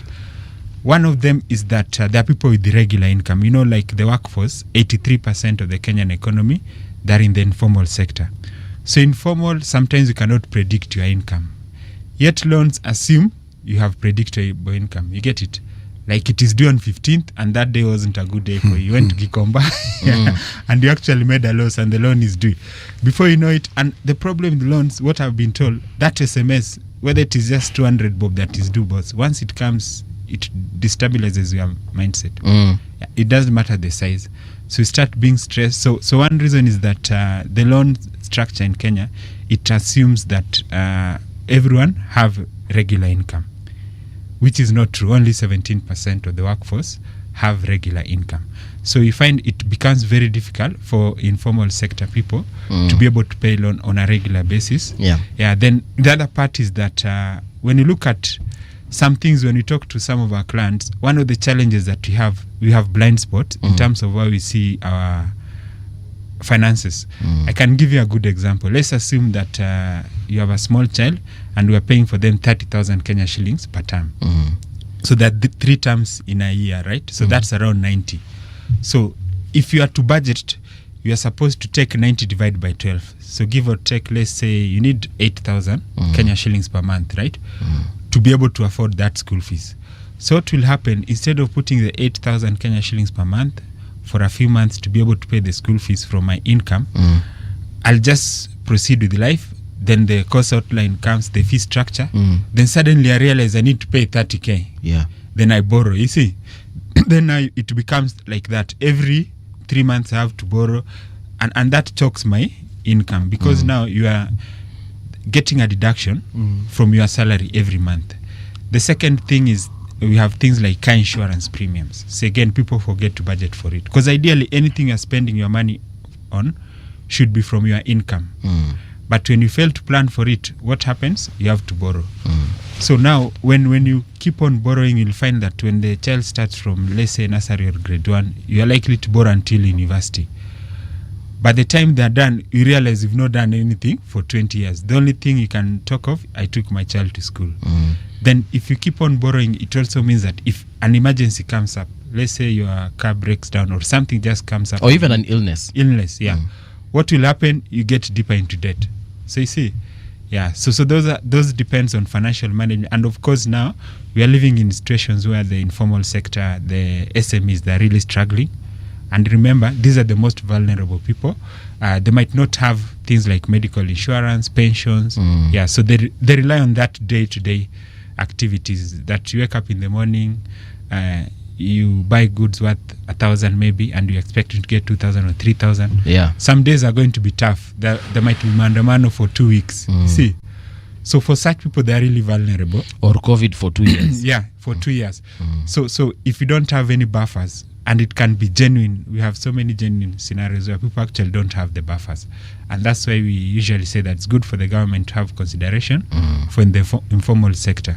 Give them maximum support because from a social protection point of view, they're in a very weak position that they need further support from the government, to cushion them. Yeah. Mimi sijui watu wa Mjengo nalipangwa how much, but let's use Mjengo as an example. Me from what I see. Yeah. And this is pure guesswork. Kama kwa mtu wa Mjengo ananisikiza niambie. I don't know how much they're paid. Yeah. But from what I see is whatever amount they get at the end of the day, they will run to the local, take a quarter of whiskey, vodka, or whatever poison they want, changa even sometimes, and then tomorrow morning they are literally back to square one. I do not know how much of that money they are paid on a daily, gets to their households, if they do have any, in terms of wife and children. But of course some have. Now this person who's working like that, because unajua ukimuuliza, hey bro, si hata leo unaweza achana na ichanga, just go home. Yeah, they're like, apana, I need this because this is like my fuel, it's my stress reliever. You know, this is the only thing I look forward to actually in the morning when I come here. This is the only reason I actually come here, because I want to get that 500, 1,000, whatever amount it is, how they can take it to the nini. So this person who's making that very little money per day, how can they save and still have enough for their families and enough for investment? Yes, so I usually say that such people, they're in a very difficult position because the money that comes daily, like the one for Makanga, and even business people, is called cash flow driven business. So it is like poison because you are sort of guaranteed in quotes that even if you misuse your money today, tomorrow it will be there. 2,000. But of course, you know, life happens. One day you might be sick.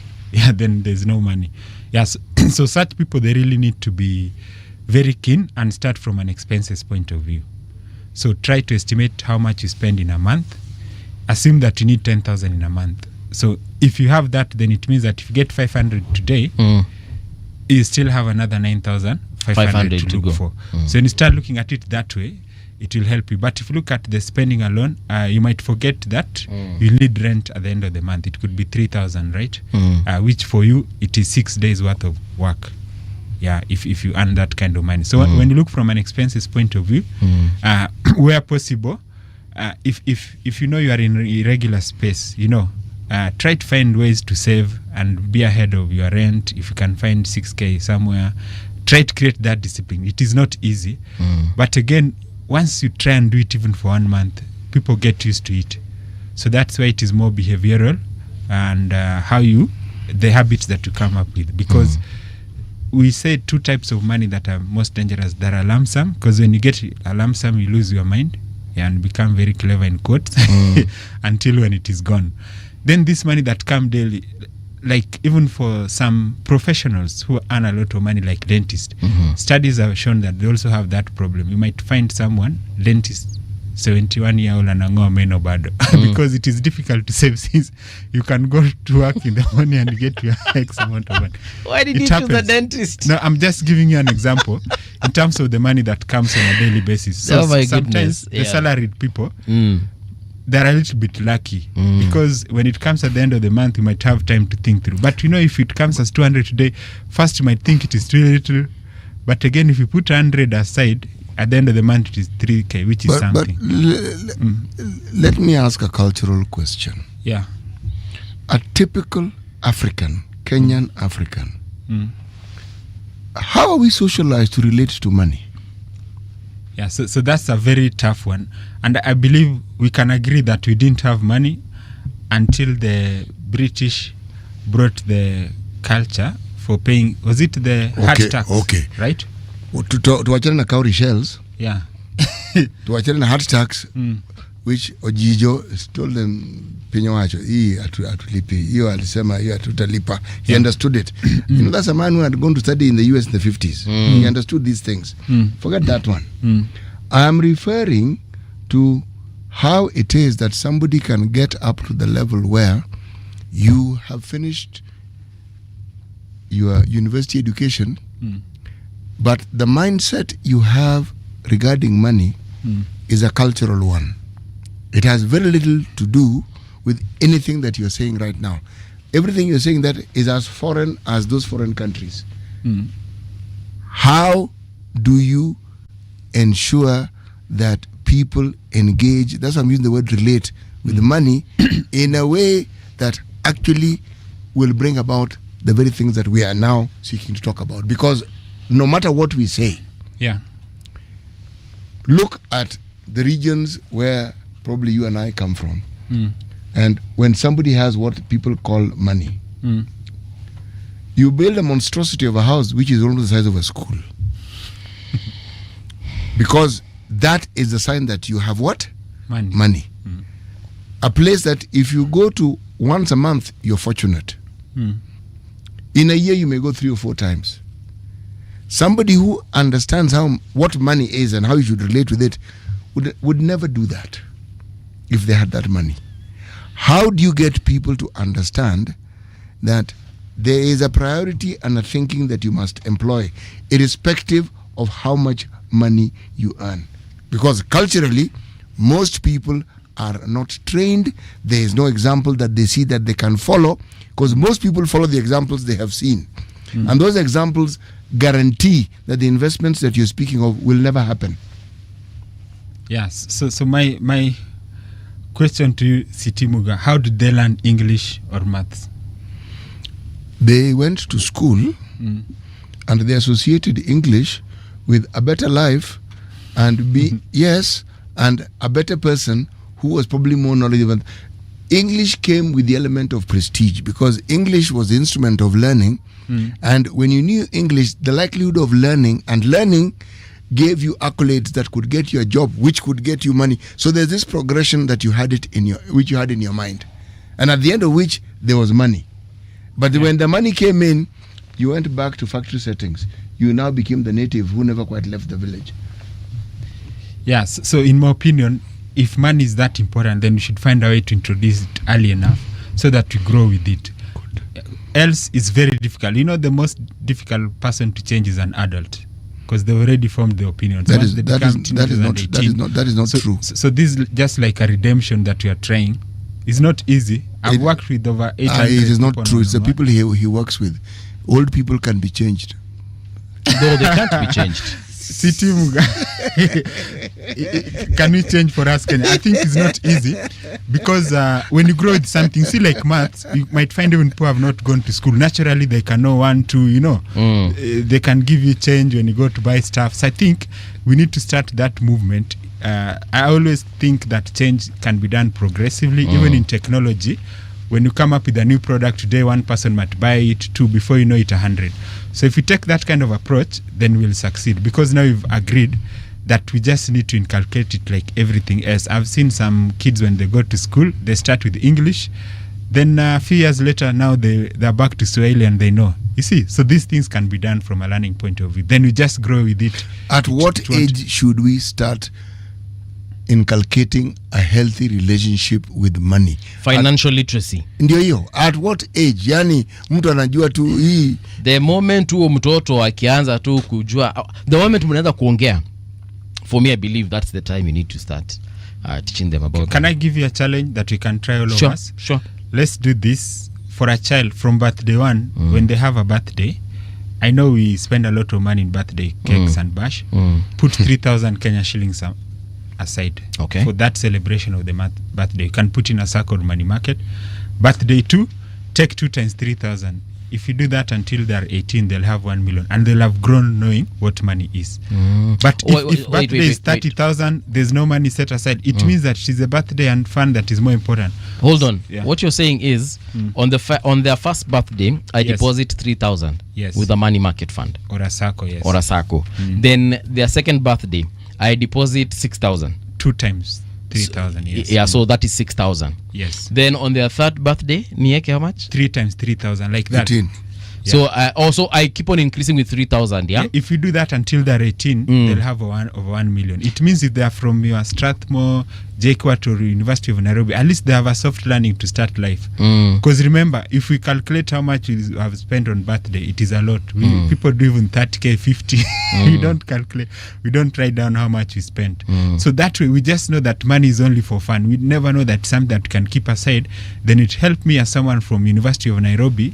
If I have some money, I can afford to do a bed sitter, a studio somewhere of 5k. And we'll get soft landing. Because now when they complete University of Nairobi, they don't know where to go. You send them to look for relatives who don't want them, and they find very tough time.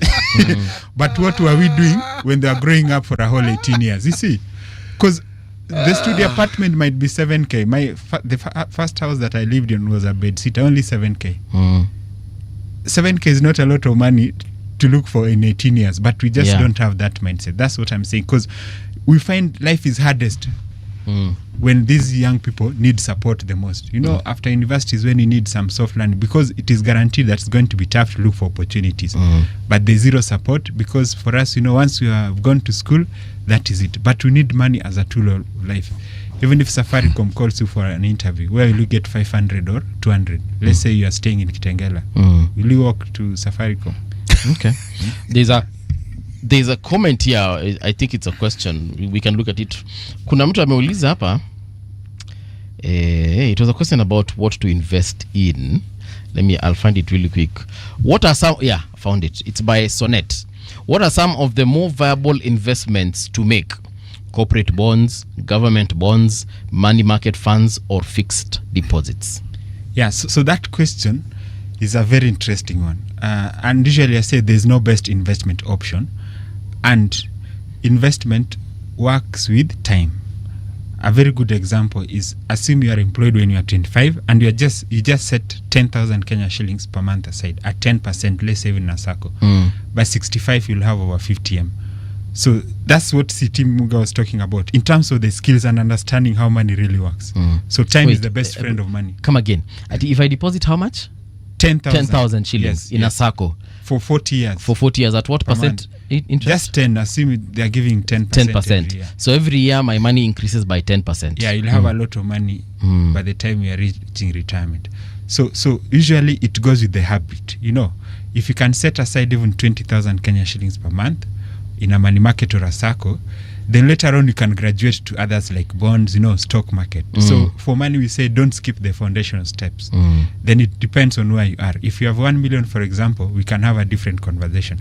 But if you are just starting, we'll just say for you, just keep going, you know. Respect that 10,000 per month. It is what will give birth to 100K at the end of the year. Then now once it is 200, you can say let's diversify 50. Yeah, but you know, when you don't have that mindset of not skipping the foundation step, people want to start big. They want to start with the most high-risk investments. And that's why I say side hustle, for example, is worth trillions in losses. Yeah, personally, I lost a lot of money in a side hustle. It's just craziness that comes in your mind. You go to an Excel sheet, you are told that in a day you can get 4,000 from a matatu. Then you take a loan. You get it, 4 million. Nakimbia pale and you're around 8 to 5. Yes. Nakimbia pale Isuzu na nunua matatu. Yeah, hiyo sikata vile unatembea unajifeel. Nika una bounce kwa hewa. You know, now this is it. Then you've not looked at the challenges, you see. And that's why I say for most professional entrepreneurs, just setting aside part of your money, like whether it is 50K, 20, that habit, in my opinion, is the best teacher. Because it will give you a lot of power. You know, when you have 1 million and you risk 100K, you are not desperate. It doesn't have to work. And most ideas work when you are not needy. When you are needy, your capacity of thinking is when you invest everything. Yeah, the person who wants something versus the person who need, they're not the same. Let me ask you, because in this environment of ours called Kenya, there's a lot of things that come into play, especially when you set up a business. Yeah. And there are some unforeseen, they're not unforeseen, but there are some things that are not necessarily written, and these are not things you're even taught in school. Yeah. For example, there are people who come for bribes every other day, especially if you're running certain kinds of businesses. For example, if you're running a club or you're running a wines and spirits, kuna watu wanakujanga hapo na gari ya GK, lazima uone zao za macho, na usipo there are consequences to that. How do we circumnavigate these situations? Because they are actually one of the reasons why people either don't even start businesses or close them after they've started them. Yeah, true. Yeah, so context matters, and it's important to know your environment. But my challenge has always been that for me, I believe that Kenya is a fixed nation. So I've been seeing some people saying they're fixing Kenya. There's no Kenya to fix. Yeah. So if everyone who wants Kenya to be fixed, fixed their own houses in terms of integrity and values, there'll be no Kenya to fix. So, you know, the problem with education teaches you about analyzing other people and other things, but not yourself. So if people really want to change Kenya, just ask yourself, today, did you obey traffic rules on the road? Yeah, all these nice things that Kenyans say that they want, if you practice them, the police officers and everyone will be coming from those good households and will have no problem. So for me, that's my challenge to Kenya, because I'm seeing everyone complain till I wonder who do I see on the roads? Are they from the US or Germany? There are Kenyans, yeah. Yeah. And those people, even politicians, they come from certain households. So that is usually my challenge to them, that these values, it will take time to inculcate them, whether it is through public means, churches, wherever we go. If we can be good examples, I believe that would be the best situation. But it's always good to know, it's called vitu kwa ground. Vitu kwa ground ni tofauti. Yeah, and that's why if you come from a corporate, like for me, I used to be in a bank, and you get to a startup, my friend, you'll know vitu kwa ground, because uko kwa hewa. When you come to the ground, you'll realize there's something known as 20th and there's KRA and VAT. You know, when you're in corporate, you have no idea. It is being done by finance, and you're very harsh. I want this to be done for me. Now, when you come to the ground, is when you'll know when you need something from Kanjo, how it goes. What it entails. Yes, there's a time I attempted to open a business, and I went to the county, and I had all the requisite whatever they needed. I had. Then I got there and I was told, Sasa, kila kitu kwa sawa, nimeona uko na hii fiti. Now, before you get to open this business of yours, we will need to do inspection. I was like, okay, fine. When are you coming? They told, so now, two things. You can wait for 2 months before an inspector is sent to come and inspect, or you can pay 10,000 shillings now and go ahead and open. So I was like, wow. So like you said, vitu kwa ground ni tofauti. But you know, these are things that are actually stopping a lot of people from opening businesses, because there's someone who doesn't have that 10,000. They have really struggled to come up with the capital needed. They have struggled to set up, to get the premise, pay rent, equipment. Probably if it's a restaurant, they have set up the equipment in the kitchen. They have hired the staff. They've done everything. And then you're asking them for an extra 10,000. And 10,000 ni pesa kidogo, because kuna biashara zingine you will even be asked for up to 1 million, depending on the requisite permit, license, or whatever. So now, the business environment in this country sometimes can be very tricky. Would you agree? Yes, it can be tricky, and that is why we usually say it's good to do research and find areas where the government is not focusing. You know, government only comes when your area starts mattering, and that's why success. You see, like ride hailing, when it started, they were not keen, but once you start doing well here, taxes are coming, mobile phones and mobile data, etc. So I think also, in my opinion, let's also be diverse in terms of our thinking, because I think we tend to think alike too much. So once we have large numbers in a certain place, now you give them an easy job, because they just know, if I come to this marketplace, I'll get in everyone. But we need diversity of thinking, because I also believe there's a lot of copy pasting. If we start something today and people, it might not even be doing well. You see, that's the problem. They might just feel like City Muga has started something and is doing well, and we all run into it. Probably he's making losses and he has a soft landing somewhere. So like someone who is walking to the valley of death, you know. So we really need to be diverse in terms of our thinking, in terms of that uniqueness. It would help us to have higher success rate, because now we are waiting for, I think there's this thing in Nairobi CBD. Let's say I'm going to town to do a few errands, and I have a bag, right? You remember those shelves? Someone said, then everyone ran into it. I think there's even a startup that got a lot of funding and then it collapsed.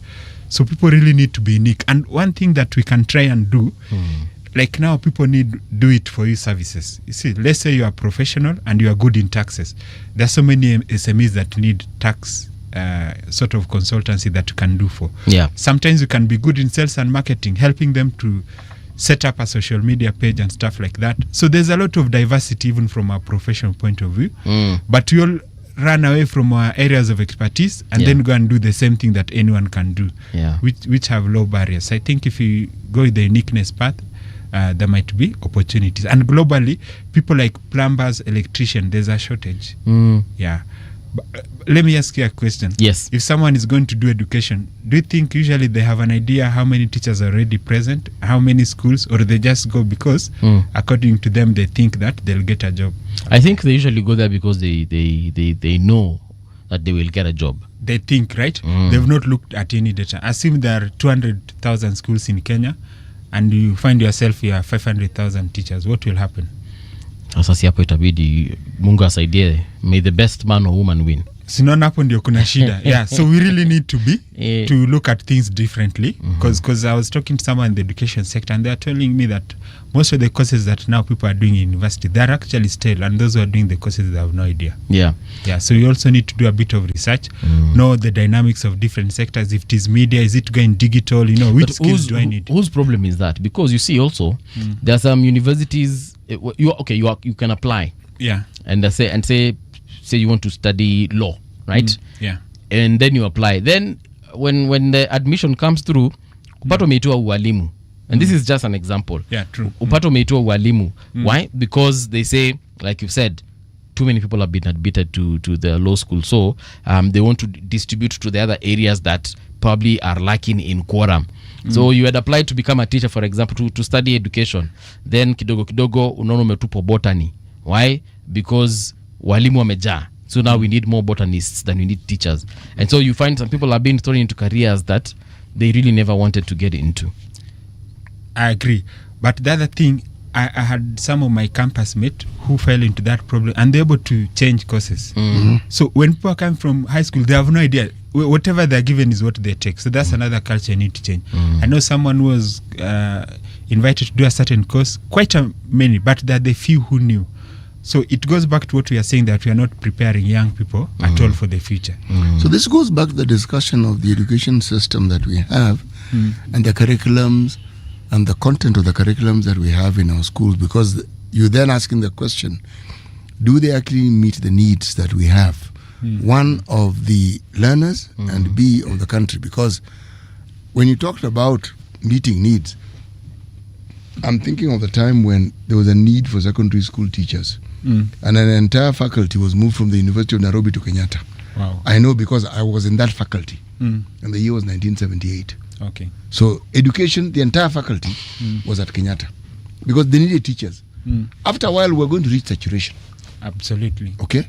Now, clearly, somebody did not seem to have thought beyond this saturation, or what saturation will look like, or what else you need to do. So the decision as to what to do next was actually left to the individual, whether you determined you wanted to go for a master's degree, and you probably ended up going to that university or going to another university. And many people, that is the path they took. The understanding of what to actually do with this qualification you had, or the entirety of what was possible, was never really quite introduced.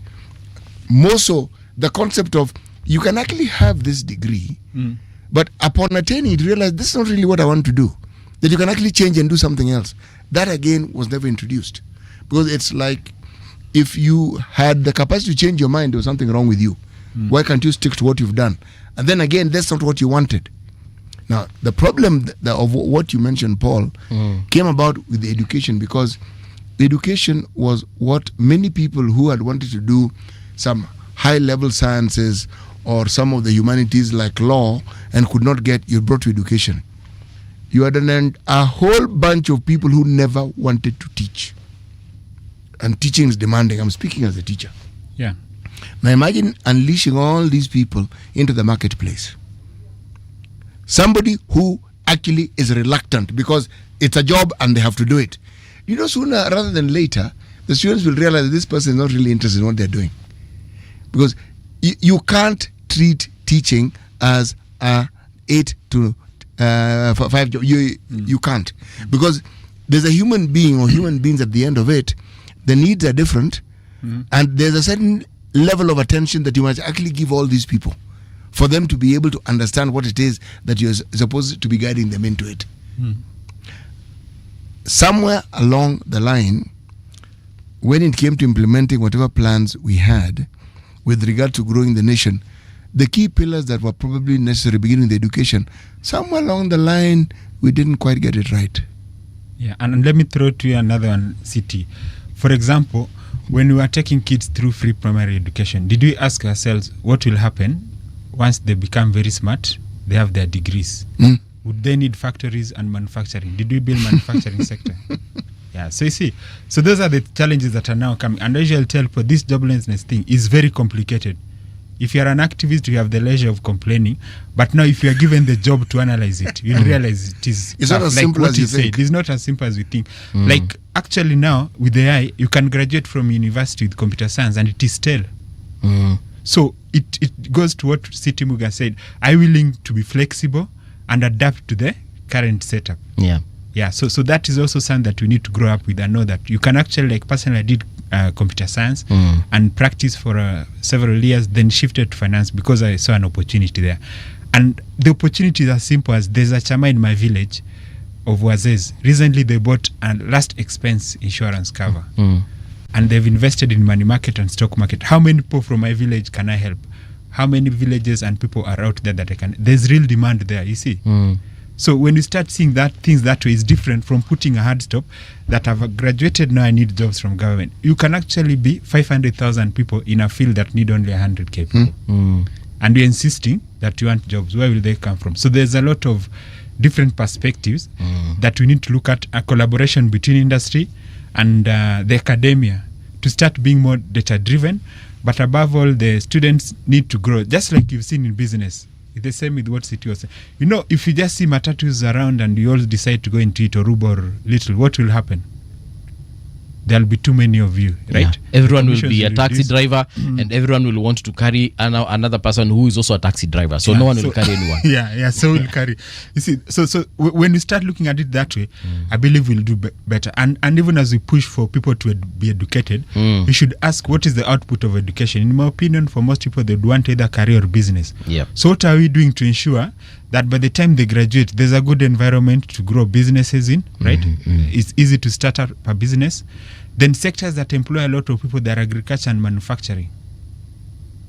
Are we building those sectors? Because agriculture has different value chains, so it has multiply effect from a job creation point of view. Because the service sector, for example, banks and Safaricom, they employ only 46,000 people directly. Yeah. But what did you tell our sons and daughter? City might not have told his sons and daughters if you have children. But we told them, you know your worth, so your worth is going to work at Safaricom. Safaricom employs only about 7,000 people directly. You have a queue of 200 people. When will you wait? Probably when you're 150 years old is when you are slow to work at Safaricom. So we are not being realistic. Yeah. Even our thinking and the way we've been brought up, we are having hard stop instead of flexibility and seeing that is actually up to us to see where the real opportunities are. I've told you an example of Wazes that I helped to buy last. How did you overcome that cultural barrier? Because one of the things that I found is that when you talk about somebody taking an insurance for last respects, it's like you're wishing them death. Do you know what they did? So these are Wazes who are doing real estate.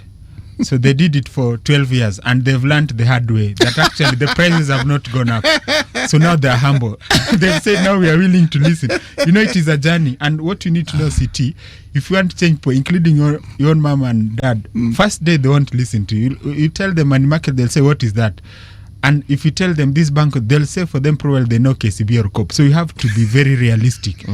Then wait for the day KCB or COP have that product, then you tell them. They might try. So you have to be very patient if you want to change culture. It's not easy. And that's why I usually say activists, they have the easiest job. They just talk, but they don't know that when you get to the ground to try to do things. Yeah, so these Wazis came and said, actually this land we bought it this much. Now we are willing to sell and get into those other things. Had we put it there at 10%, it could be this much. So now they are very open-minded suddenly.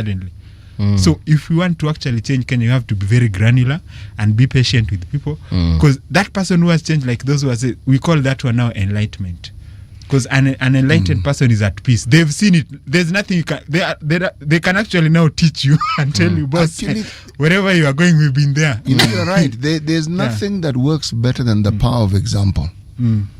Where somebody looks and they can, and an example that they can see in the life of somebody they know and they relate to.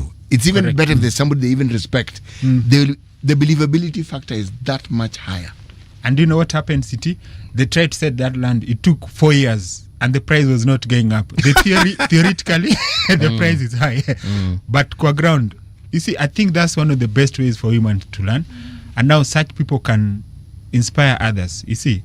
So now they're willing to get a bit into money market, bonds, and I think that's a good scenario where you have a balance. And usually say it's good to have hard assets but also liquid, because now when you're getting into a certain age, you just need liquidity. Things like pension, it won't come from a piece of land that you have somewhere. And that's why I'm saying if all people can change, like he challenged me that all people can change, and I believe, because I've seen it. Yeah. Okay. Though it's just one example, but I believe it is something worth emulating. Someone is asking, how do they get out of debt? Yeah, so getting out of debt is tough. So it goes back to respecting the season that you are in.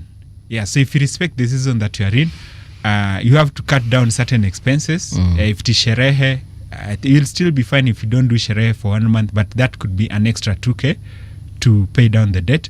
You also can negotiate with financial services companies. So one thing that we don't know about money, it is relationship based. And that's why I'm usually not too much for digital this, digital that. For me, I still need to know my banker. I still need to know someone I can talk to.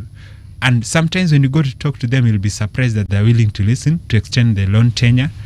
You can also consolidate the loans or ask one of the financial services companies to take over the loan. Let's say a bank is giving you at 18%, a SACCO could be willing to take it over at 12%. Yeah, then just cutting down on expenses and respecting that season. 6 months of going chinimaji, you know, when your boys call you, just tell them, you know, something has come up, you know. Or just tell them sikuji. No, better still, go back and ask yourself how you got into that debt. Because if you do not understand the process by which you got into a certain quagmire, getting out of it may be tricky. There's a path. All these things, they are decisions that are made and they lead you to a point. If you understand it, reversing it and applying what Wanochenyi is saying makes sense. Because you know what you're applying that process to. Because you've understood, I did this, and I did this, and I did this. But this thing we refer to as wisdom, it doesn't come through pleasant experiences. Yeah, true. Something a little drastic and a little bizarre needs to happen to you for you to really realize that this path that I'm taking is actually not a good path. But it has to happen. Yeah. Robert, I know we need to let you go at one point because you have something starting in the next few, yeah? Tell us about this Abujani Economic Empowerment Conference of 2025. Yeah, so for this Abujani Economic Empowerment Conference, we are talking about ownership. So ownership economy, in a layperson's language, for example, Safaricom recently announced 6 months financial results and they made 203 billion. So we are saying the money is coming. They made what? 203 billion in revenues. That's from me, you, Mama Mboga, everyone. So what we are saying, can you also have a stake in Safaricom so that when it is making this money from you as revenues, you're also an owner. You buy even 100 shares.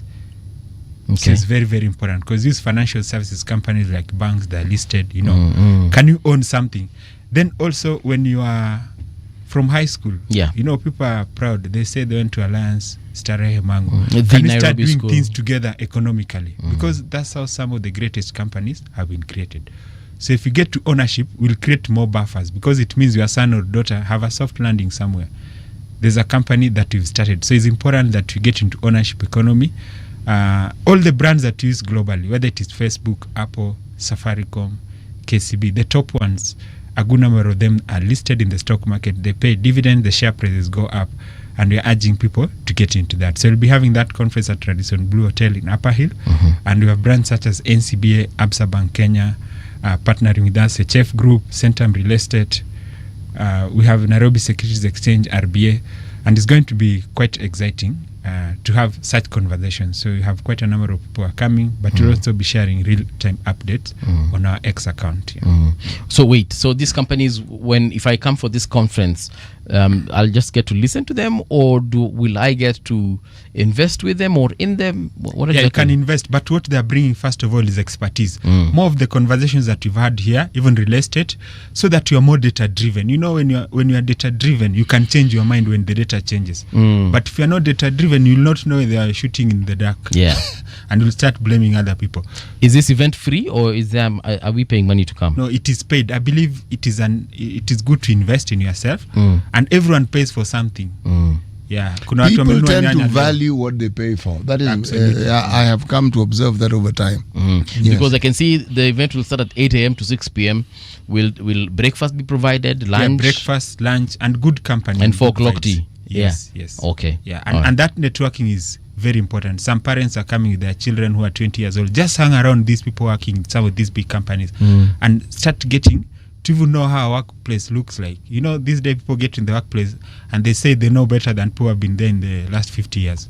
So sometimes it's good to have wisdom, learn, you know, before you can have an opinion. So that's what interacting and networking enables you to do. And the chief guest is Dan Karusisi, CEO of Bank of Kigali. So we've gone to the land of 1,000 miles. 1,000 hills. Hills, yes. Yes. Just to ensure that these conversations touch on the African cultural setup, but also we apply them contextually. Yeah. Yeah. Okay. So it'll bring you the experts who run some of the biggest financial services companies in Kenya. And in terms of apart from, of course, coming to the event and paying for the event, is there anything else you expect from the people who are going to be attending this particular need? For example, can I come with a notebook? Make sure I write some notes. Can I come with my camera? Make sure I just capture some of the things that have been said there.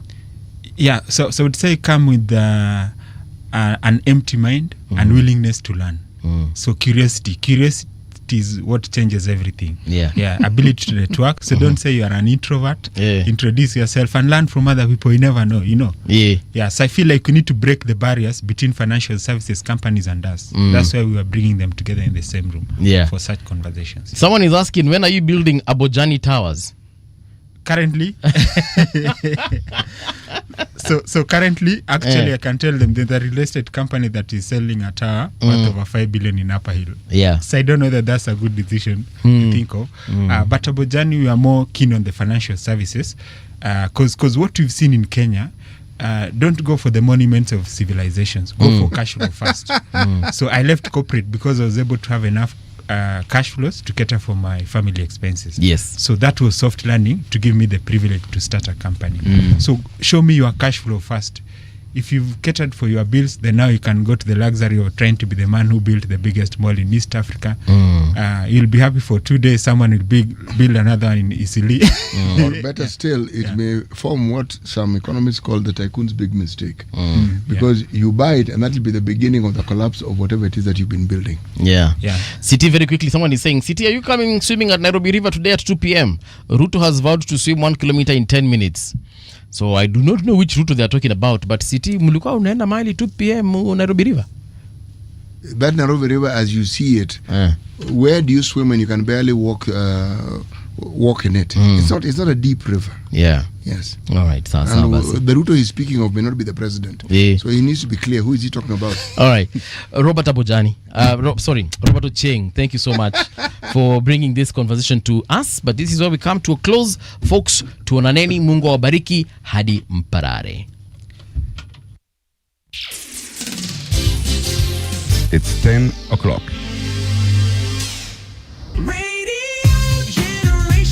The sound is fine, pump it up, turn it high all the time. Let the music move you, let's sway. Radio G's got your jam all day. Radio Generation, the home of urban soul.